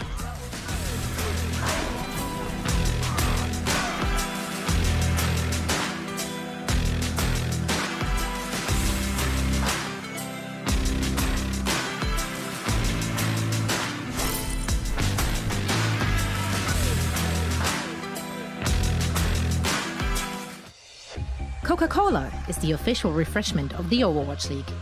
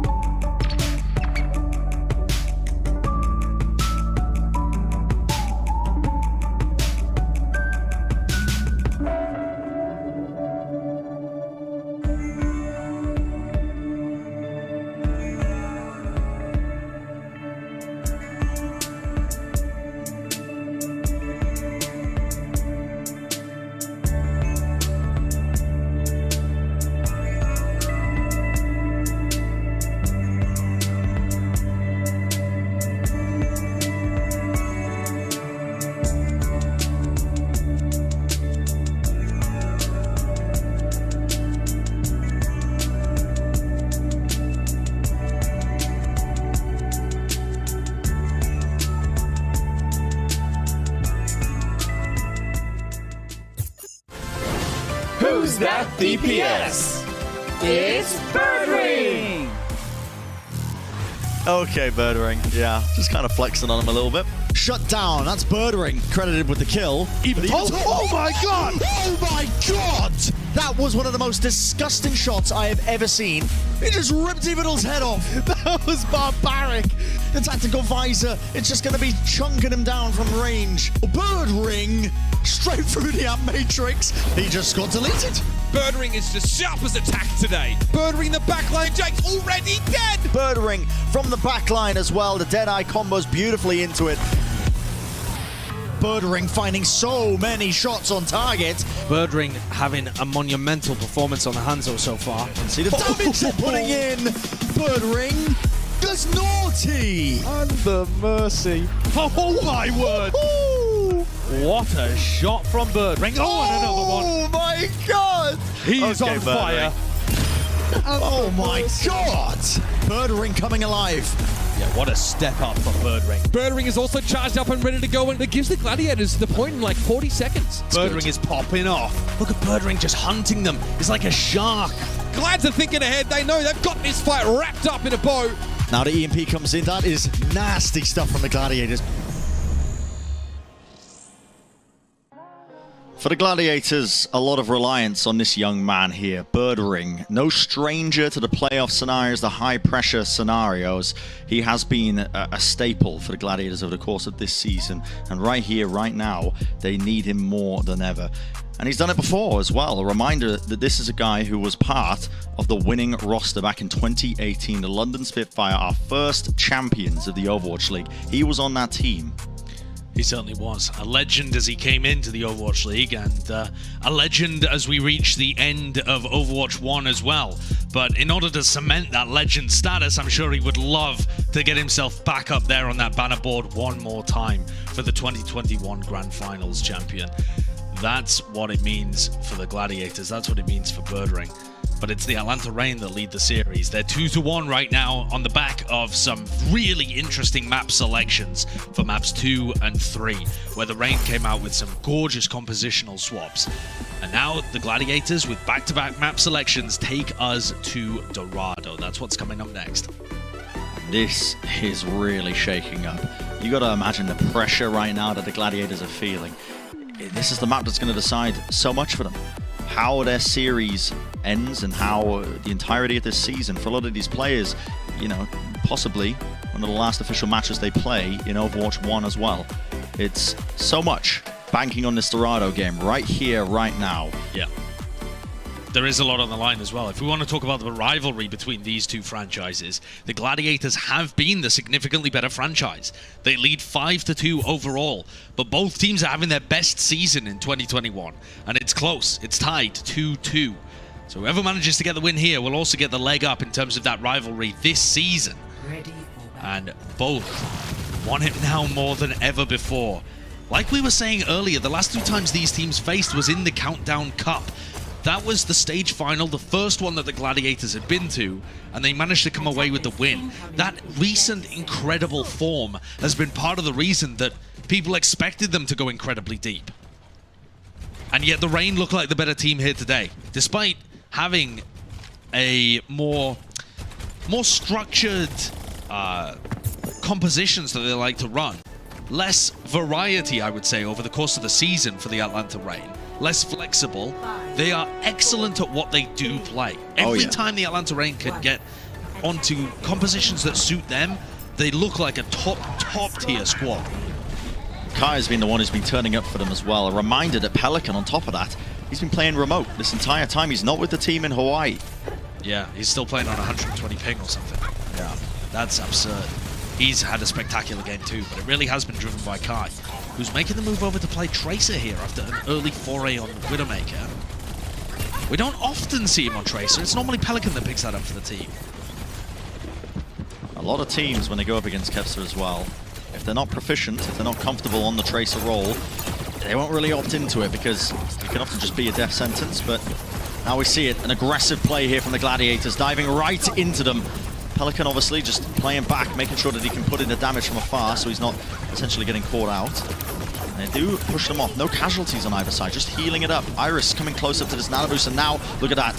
Sticky bombs connecting. The beam not enough to just clip onto Muse. Almost getting the kill though. Yeah, nice attempt at a boop there. Pelican's got his duplicate online too, so they've got Nano, which could be fantastic onto Pelican. He's clearly your target if you want to get value out of a Nano boost. And he also has duplicate. That's a lot of pressure there. No way. He drops the pulse bomb. It just about misses, but if he got that kill, it could have been massive. Iris still holding on to it now. Massa ends up going down. Iris in close quarters. That's a Nano boost applied. Only onto Pelican as well with the duplicate form. A teamfight win for the Atlanta Reign here. They have ended up besting a lot of them. Space will trade down Iris, eventually taken out of the mech and also taken out. So for the Atlanta Reign, the entire time also getting that cart pressure and presence means that they are so close. It's going to be a contest though, late minute coming out from them. Birdring as he gets out of the cloak form. Nice little power drive is going to be disrupting that one, but Scoot goes down to Kai again. Kai has been creating so many openings for them with Kevster falling. Where's the spearhead for the Gladiators? Where's the EMP as well? Birdring was forced away, which meant they didn't have access to that enormous ultimate that I think they were planning to recontest with. And now that so many players have dropped, Birdring can't invest it. There's going to be no follow-up if he just tries to EMP there blindly. And the Atlanta Reign running an unconventional composition for them. Iris playing Ana, Gator playing Ball, Kai playing Tracer. It's not what you would normally associate with the Atlanta Reign, but they are making it work. That coordination is fantastic. The pressure to force Birdring away is excellent. And Pelican, we know he's a beast on the Echo. Yep, just pulling these picks out of thin air is what it feels like. That's the Atlanta Reign DPS duo, though, in a nutshell there. The ability to create magic in Birdring now. Got to feel the pressure that they are under. The EMP comes through. Where is the follow-up? The team needs to be there. There's nothing in sight. Something disrupting them. In fact, Birdring pushed back as well. The EMP gets nothing. Absolutely nada. The peel was amazing from Massa, though. He popped Valkyrie immediately and turned around to peel for Iris. Okay, I mean, now you're starting to see the golf and experience when it comes to playing these Tracer roles. Kevster does win out that 1v1. It sets him up nicely. Hawk solo. Put out of the mech, taken out as well. The Gladiators, despite that slight EMP whiff where there wasn't really quite a follow-up and the Atlanta Reign did act appropriately, they ended up investing ultimates to kind of push away that advantage. They are going to be winning out this team fight.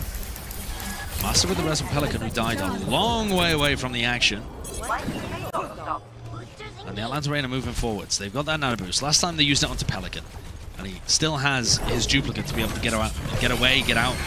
Oh, the aggressive play ends up backfiring Pelican. As soon as the Gladiators move in, it's the Atlanta Reign's DPS that end up moving forwards, and they take out a big chunk of them still. Going blow for blow here. You can see Kevster eventually brought down in the end. Space does trade this one. The aggression from them still finding a couple of targets. Yeah, that's at least getting the picks. They're going to just fly onto the payload here in an attempt to stall it out. But I liked how the Gladiators tried to recover that lost team fight. The aggression from both teams was synced at the same time, but Space managed to pick off Massa, and that leaves Iris alone on the floor, and Kevster's perfectly happy to deal with a solo Ana. He just can't quite deal with the Ana plus the Mercy Pocket. Now the Atlanta Reign again, dangerously close to checkpoint B. 2 minutes on the clock. This is normally the kind of space where you'd expect the Gladiators to pop an EMP and be able to burn them down. That's a phenomenal opener. And all that damage coming through, the EMP to stick. I mean, Kevster, he just doesn't miss those. What a setup, what a play. The Gladiators knew they needed to win that team fight. In fact, those ultimates committed as well. That was an Nano boost onto Pelican just to try and save him. Good from the Atlanta Reign, though, to recognize, well, we've lost this team fight. We're going to back off. We have ults to burn, but this is a classic area of Dorado. A lot of teams struggle to get this final checkpoint as well, to try and push it all the way into checkpoint C. They get chewed up here often. That's because the defenders have huge defensive high ground control. They're always going to be able to rotate their tanks onto the high ground. Birdring can have his pick of the litter, and Shu's going to be in great positions too. This backline of the Gladiators is not really accessible for Pelican unless he puts himself at risk. That's a great kill, though. Kai falling. Pelican ends up just using his duplicate. It does force a Transcendence, but of course Gladiators going to be going aggressively with this one. Might try and collect the kill with that sleep dart, but it's so hard to take out Muse, and he's got the adaptive shields as well. He's surviving throughout all of this. Self-destruct over the top. And Space just trying to at least force the positioning so they can't really get too aggressive on them. Good shot from Shu. And it is fantastic, isn't it? Massa going down. power drive is disrupted. Nice sleep onto them, and this fight continues, but it does seem like it's going the way of the Gladiators. Yeah, it's the aggression. The follow-up is there. Kevster manages to pick off the Ana. Self-destruct finds Shu, but Gladiators are still finding the kills. As long as they can push away Gator, who's contesting the objective, the time is now ticking extremely low. And to me, I mean, oh wow, the punish on Gator as well. Kevster has come alive so much here. Kai just cannot shut him down. I was looking towards this next team fight and thinking they would apply a nano boost to Pelican's Echo, but Pelican has actually made the swap over to Sombra. He wants to try and stop Muse and Kevster's aggression. I think that's too little too late. There's barely any time. 8 seconds. Maybe making a swap as well, just so that they had an ability to contest this one as well, but they spot it out. They actually push Pelican away. They do get a contest, the overtime goes, but Birdering, he's waiting right behind him, and that EMP, that's a connection. The back line is so susceptible to it, and the coordination from the Gladiators, it's perfect. They've practiced it countless times. The back line gone, the Atlanta Reign, they don't have enough fuel for this. The healing is just not there to keep them sustained throughout this fight, and no one's going to be able to touch that one. Stopped just short of checkpoint B. The Atlanta Reign, it's a common sight. Not a lot of teams are able to really get that final bit of emphasis and capture into checkpoint B. The Gladiators' aggressive defense there paying off in spades. Atlanta looked like the better team throughout the whole of checkpoint A. They were able to breeze past them. And the combination of Pelican's Echo with Gator playing the ball and Iris on Ana was working for them for the first half of this attack. And then they just got snarled up. I don't know what the time bank was, but it must have been at least 3 minutes as they came out of checkpoint A. Yeah. I'm thinking 3, 4, something like that. And it all got whittled down. They had a lot to work with, for sure. But it's hard. When you play these compositions as well, you got to think it takes a while to set up, get people in positions. It's not like, you know, when the Atlanta Reign play comps like this, where you see it's a lot faster pace, you take the compositions, or you take the fights a lot quicker. When you have to set your team up in positions before you can fight, that 3 minutes, it doesn't end up being a lot of team fights. No, it doesn't. And crucially, some of their players were on roles that they're less comfortable with. I think the difference in terms of the Tracer Ball matchup and synergy was particularly pronounced in the second half of that attack. On point A, Gator and Kai had some lovely moments, but towards the rest of their point B attack, it was all Muse and Kevster. The discipline is there. The Atlanta Reign, oh, they can be going for a nice forward hold here. We've seen a lot of teams try and do this one. Playing a very sustainable composition here. I think the Lucio Moira this time with the Reinhardt as well. Yeah, they're not running the Mei for this one, which is the usual pick, but it will allow Pelican to build up a really important ultimate. Or it would have done. Pelican, I assume his Translocator got destroyed, and Birdring just takes the 1v1 and wins. Now the Atlanta Reign are still going to have the healing to at least sustain, but they're going to be speed boosting right onto them. Scudel's the target they wanted to find, and they did get it in the end, but no one's really keeping an eye on Kevster. It's so hard to keep this guy in check as well, but the composition they're playing, they are relying on Pelican as well to try and get those hacks and at least stop him from pushing forwards. Now they are able to contest it. They're buying time here. The tracking. Yeah, but with the spawners coming in, exactly, and Kevster just, he can just spam into the doorway. It's easy shots for him. They are going to be pushed away. The Atlanta right now, on this composition, do they want to make swaps here? Are they going to be sticking onto this? I think the rush is still a good idea for the next team fight.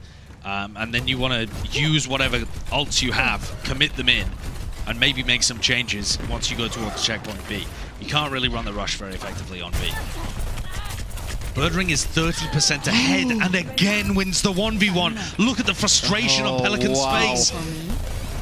Yeah, I mean, Pelican, you can feel it now. The pressure starting to get to every player in the server. Those mines in close quarters. Good luck trying to walk forwards there. The Atlanta Reign end up losing another team fight.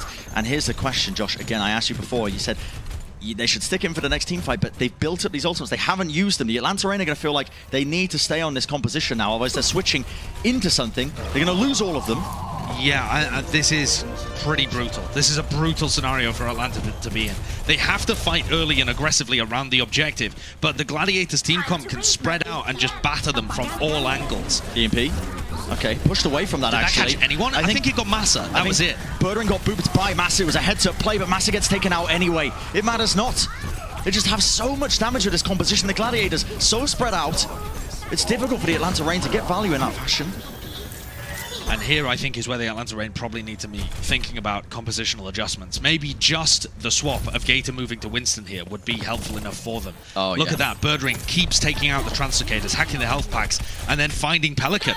That happened multiple times so far. It is the quintessential veteran versus the rookie. Yeah, sure, Pelican's your rookie of the year, but he's still less experienced than Birdring.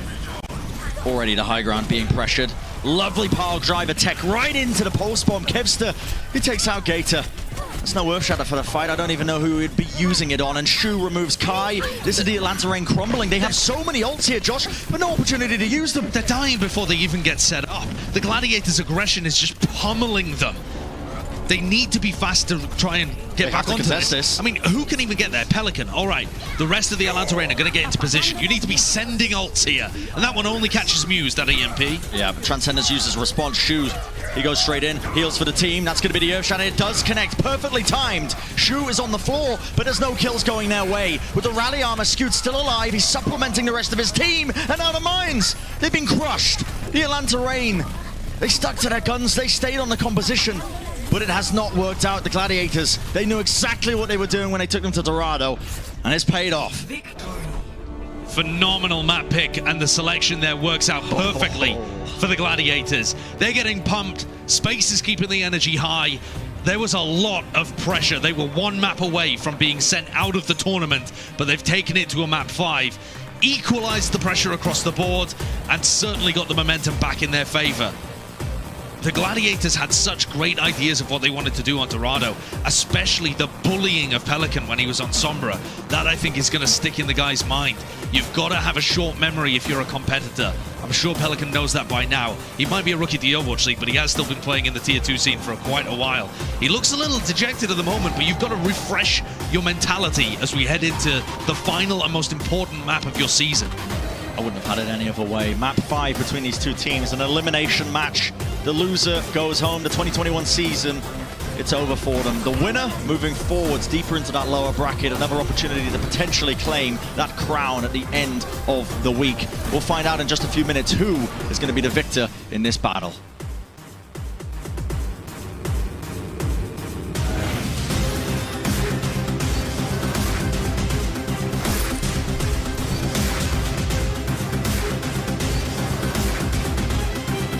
The Overwatch League is brought to you by the University of Hawaii at Manoa. Go to takemetomanoa.org today.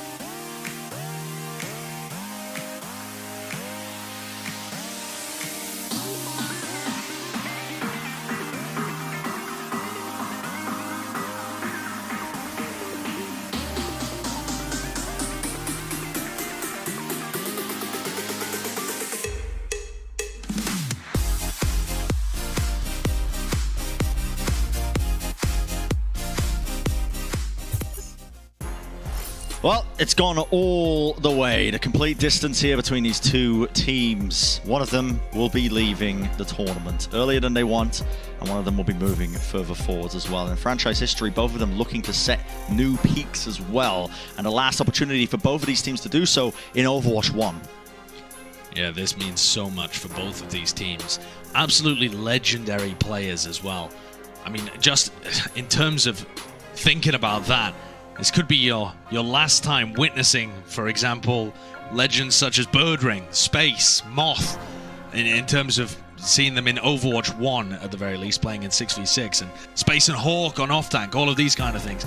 There's so much to love about these playoffs here in this season of the Overwatch League. But for the players, all of their year, every moment of practice, every loss, every heartbreak, every victory has led up to these kind of moments. All of the work is worth it if you're able to reach your potential and go through that bracket towards the end of the year. Yeah. And only one can make it. And I mean, listen, there's prize pool on the line. If a team exits here, they get a bit of a pretty payout. Oh, yeah. But that's not the focus for any players right now. No. That is the last thing on their mind. The only thing they are focused on is this fifth and final map. We're heading to Nepal, is where it's going to be decided.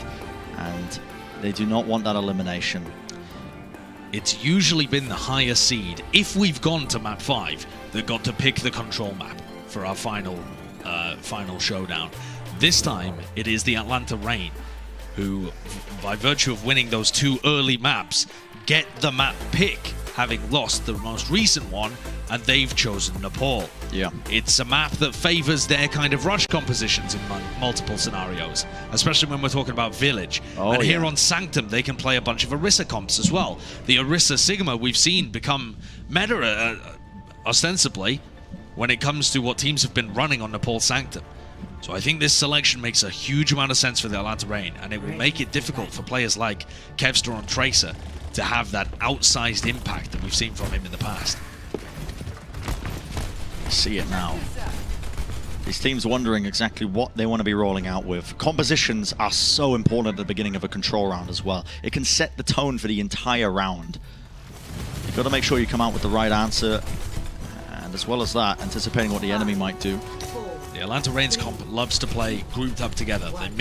They may have Kai playing on an off angle, but the rest of them are going to be playing as a bunched up group. For the Gladiators, it's the exact opposite. They want to spread out, try and take map control away from where the Reign are playing, and surround and conquer.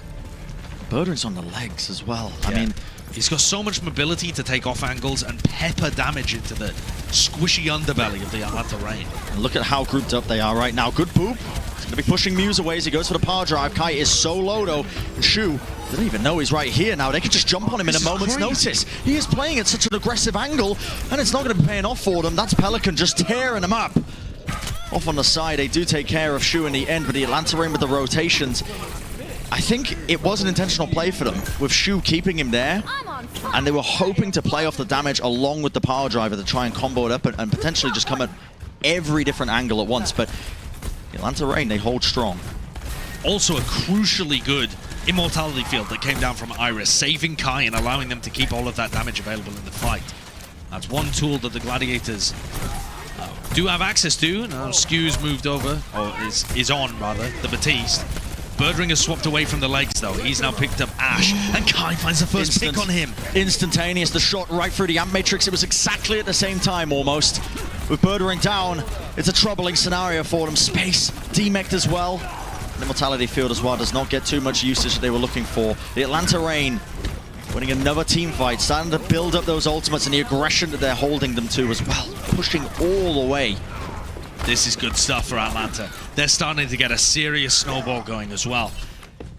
Birdring didn't even get a chance to fight in that team fight whatsoever. Kai took him down instantly. Watch it from his perspective. Yeah, look at this. He's just spamming towards that corridor. Yeah. Okay. Birdring peeks out to try and throw his dynamite. Obliterated. A headshot through the Amp Matrix. And Iris has nearly got another one available. He's 90% to his next. The ults are overwhelming for the Reign. This composition as well. They stay grouped up right up close to the choke point. That's an initiation though to Mines. Space goes deep as well. He needs to try and take out Kai, but just channeling it up. That's going to be him taken out of the mech. And Space, he's out of the fight. Gladiators can try and get some value, maybe here, out of... Oh, you've got to be able to dodge that, though. Okay, doesn't quite land into the doorway. They should be able to get a little bit of value here from Shu's Transcendence if they wanted to try and take the fight forwards in an aggressive manner. But instead, they're just playing the picks. Birdring with a great kill onto Pelican shuts down that pressure from the backline. This greedy backline of the Zen and the Batiste and the Ash is very susceptible to Pelican's Tracer. That's the crucial kill they needed. It's the overtime going for him, but Muse down. Okay, it's starting to get dangerous. Space has to drop the self-destruct in just to try and keep them in this one. With Pelican going down, Shu, he's popping off. The player really coming alive in a moment of need. Now you see them coming into the back once more. Gator is so weak. Yeah, that's a lovely pulse bomb. Kevster just connecting it straight onto them. Birdring, that pick on the Master. Kevster just trying to, again, just walking backwards out of the line of sight for them. The Atlanta Reign, now that they don't have control of that initial choke point, they are finding it difficult, but it is such an uphill battle for the Gladiators.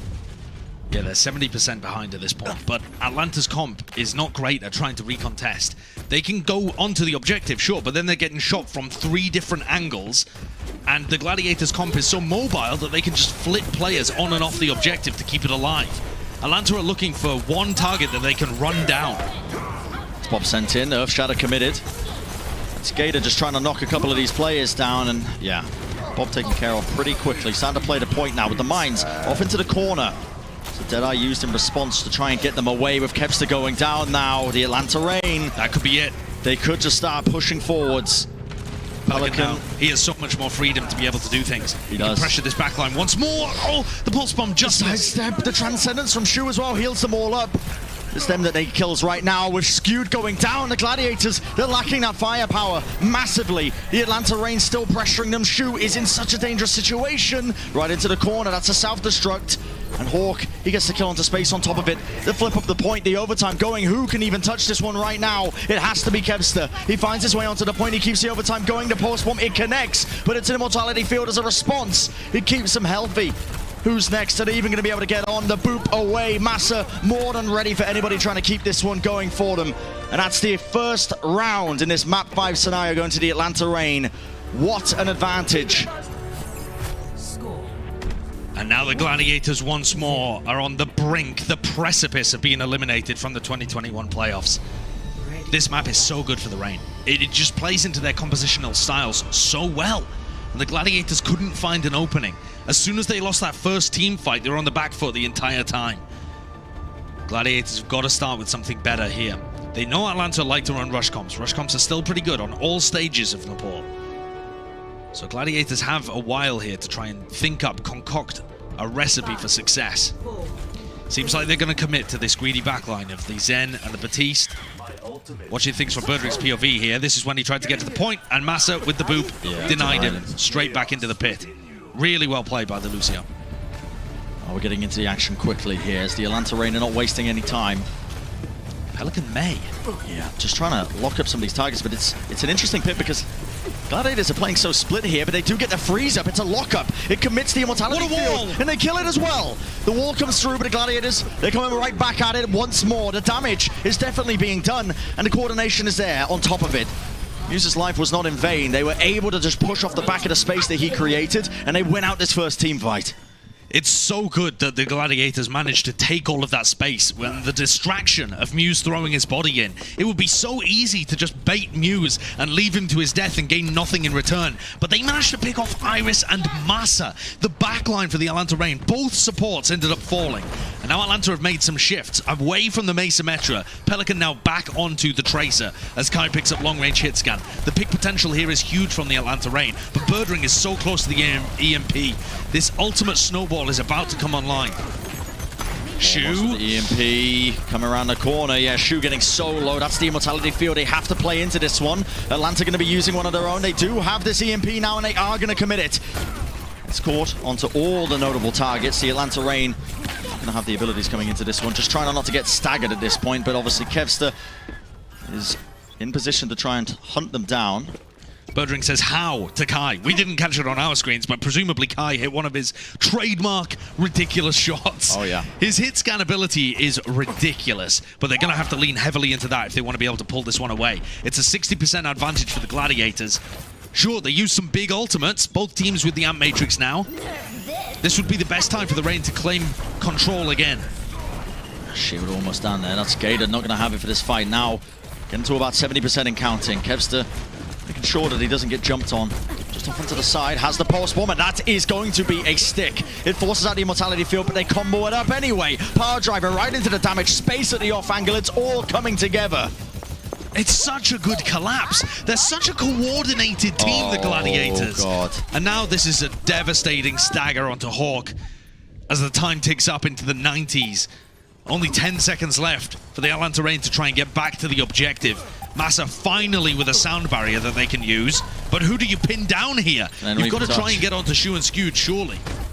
Pelican just about keeps this one going, and yet the sound barrier needs to get some damage in. Iris is so low, he had to commit that ult. Well, sorry, I should say the Immortality Field just to keep him alive. Now they coordinate into the backline. Shu pushed against the wall. Finally, the Atlanta Reign, they found an answer to it, but it's not over yet. Still the Gladiators with 3 players remaining, but eventually they are going to be going down because Kai uncontested largely over the course of that one. They are going to get that teamfight win. They flip the point over to them. Good work as well from the Reign in that fight. Pelican scouts the positioning of Shu and Skewed early, then they speed boost sound barrier, isolate Shu, stuff him into a locker, and it's the Atlanta Reign that are able to come out with a really cheap fight. They save 4 ultimates. They're not amazing ults, but a Shatter is definitely viable against the Gladiators comp. They've got to find a way of navigating this EMP though. Birdring, with a single click of his button, might be able to just wrestle this back in control of LA and send us to a round 3. So much lying on this now from Birdring. The EMP combo, it's perfect! Sabotage Truck comes in.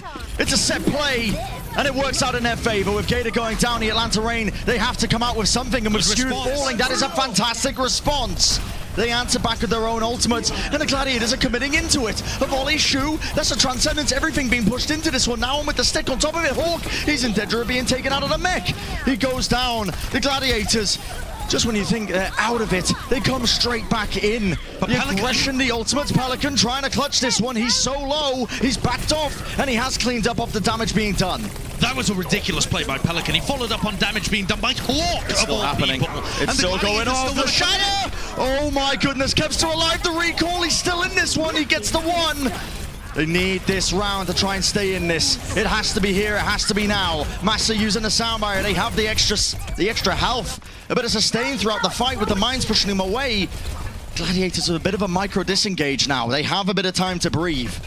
Yeah, they want to back off here a little bit. Skewed has gone over to break as well in a desperate attempt to control Pelican. Kevster also marking him, trying to shut down this player that has caused them so many problems. Pelican, by the way, still playing on ping, obviously, and Birdring getting close to the EMP.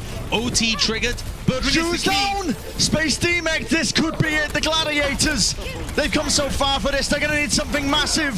The post bomb, it's denied. The Immortality Field is there. And the Atlanta Reign, also healthy. Even with this EMP, is it even going to be enough? Birdring solo has to get out of the fight, and now it is danger. Kai just shooting down every single target that tries to keep this one burning, and it is not enough. The Atlanta Reign will be moving forwards in the lower bracket, and they have sent the Gladiators home. What an incredible performance from Atlanta in the 2021 playoffs. They have secured their position in the top 4. The best season this franchise has had, these players have had. And to do it taking down a team that 3-0'd you at the end of the regular season. So recently. This matchup just happened a month ago between Reign and the Gladiators, and the Reign got crushed beneath the heel of Los Angeles. They look like the better team, they lead in franchise wins, but what matters at the end of the day is how you perform in the postseason.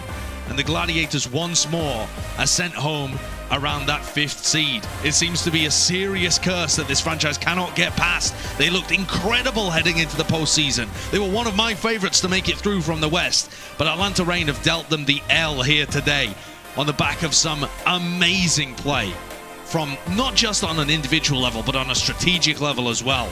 To be able to have those wins on Hanamura and Kings Row was magical and put Atlanta Reign in a position to take this to map 5 and win. Look at those player counts on the Atlanta Reign side. There's one player notably still in their seat. Pelican, who's playing across the ocean. Can't be there with his team, yet he still pulled out all the stops. He still made it possible for them to go further into this tournament. He's done so well over the course of this season. Such an iconic player, the Rookie of the Year as well on top of it. What a performance from him. And the unfortunate irony for the Gladiators is he's playing from their hometown. Pelican's in LA right now, striking the death blow from inside the city walls. As Atlanta Reign move on, they are the team that made it to more stage finals this year. The Los Angeles Gladiators only made it to 1, and sure, they won that stage final. But the Atlanta Reign have proven here today that consistency is key. They dragged it to that map 5, and they were looking great the entire way.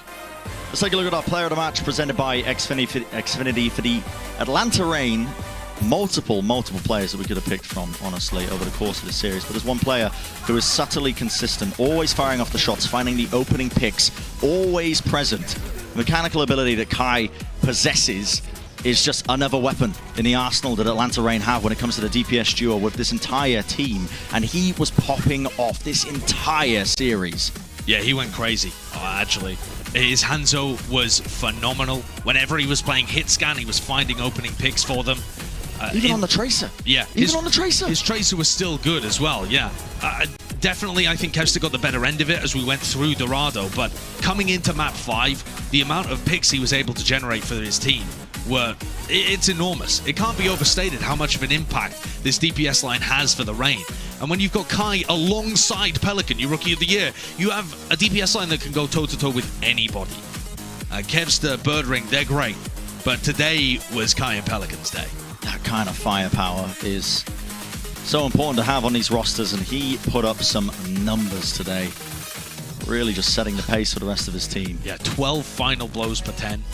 18 elims per 10 as well. Huge amounts of damage. And he wasn't even punished that much too. This really wasn't a battle of the DPS both trying to shut each other down on these teams. It was more so both teams trying to get their win conditions online. Yeah. And at the end of the day, Kai and Pelican could not be stopped. The entire strategy of the Atlanta Reign here today as well was on full show.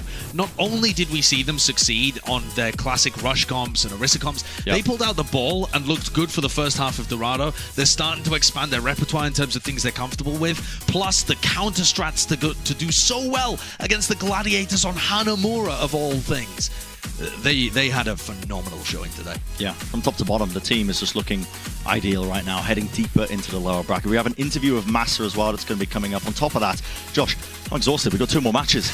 We've got 2 more matches. That match, it really did just... Are they both going to be as good as this? Because I'm on board. I'm on board. I am also on board. I'll find the energy, trust me. I will find the energy for it. Anyway, we're going to go to a short break, and on the other side of things, of course, that interview and a continuation of the Overwatch League 2021 playoffs. We'll see you in just a few. Quick. Whoa.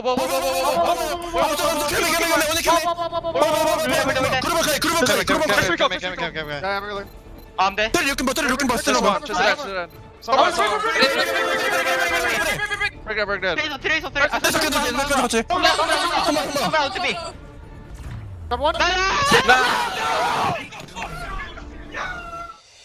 The Overwatch League is brought to you by Xfinity, the preferred internet provider of the Overwatch League.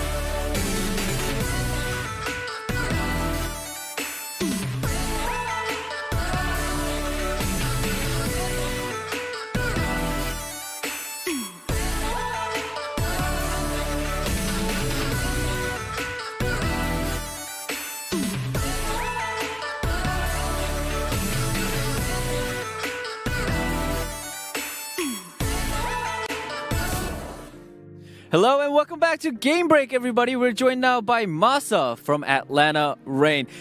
What a match! Masa, big congratulations on the dub. How are you feeling? Well, my hands are still shaking from it, but like overall good. Don't worry, you're not the only one. We have a friend named Zoe, and she was literally screaming. Screaming in her green room. Oh, she was just so happy that you guys won.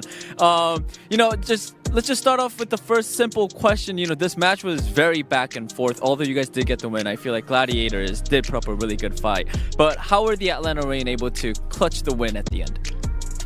I think like overall it came just like individual performance. Like both teams, like there were mistakes made from both like team-wise and player-wise. But we just had like the individual like pop-off moments, like Kai going like absolutely sicko mode on certain maps and just like solo carrying, or someone just making like the clutch play that carry us to victory. Yeah, Kai did pop off, but I feel like you should give yourself a credit too. You did some amazing stuff.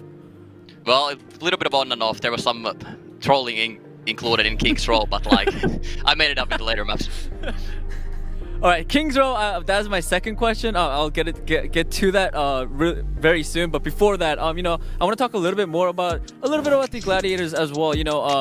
Based on what the Gladiators have been playing so far in the playoffs and what we've seen from them, what composition did you think would work the best against them today in your match? Like overall, they have like the double flex support that they like to play, like Skewed and Shu. So we really don't want to mirror them. Playing those comps, so we just like, okay, we try to force rush where it's good on the maps, and then like try to force some more rush on maps where we can hopefully get on their backline and just trade the kills.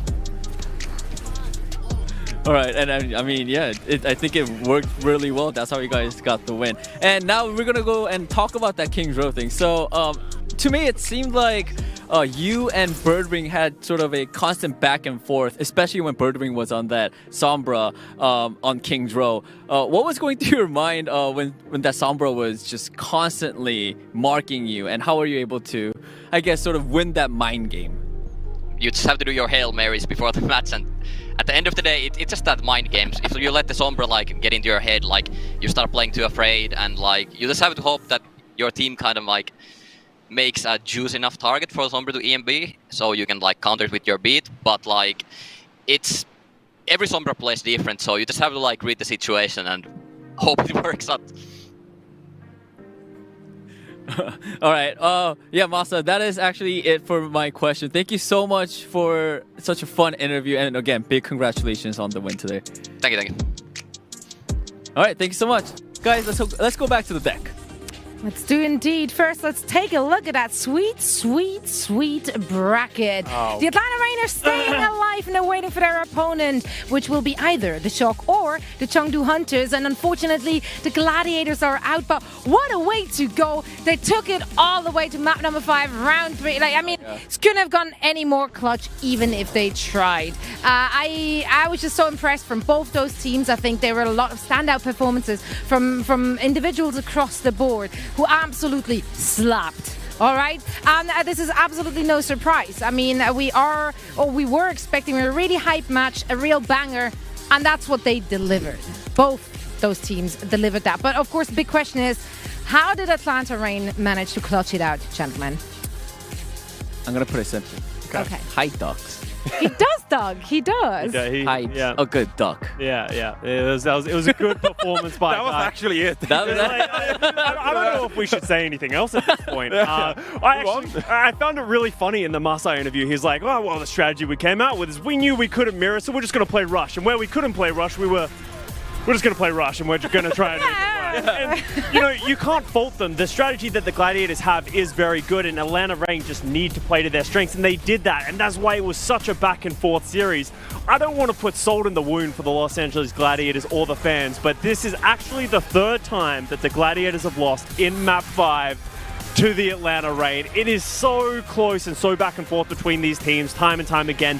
But the thing that always makes these matches so exciting is the pop-off potential of every single one of their players. From supports to DPS to tanks, they all play phenomenally. And you have to feel for the Gladiators. They had a great season. They had that redemption arc, but it falls a little bit shorter than I'm sure they would have liked. Yeah, I mean, they definitely both had their moments in this series. For example, looking at Dorado, the 4th map, I mean, the Gladiators were in full control of Dorado. Like, it was not even close. they just demolished Atlanta playing this double flex support composition. But on King's Row, when things were a bit narrow, that's when Atlanta Reign could force the rush composition.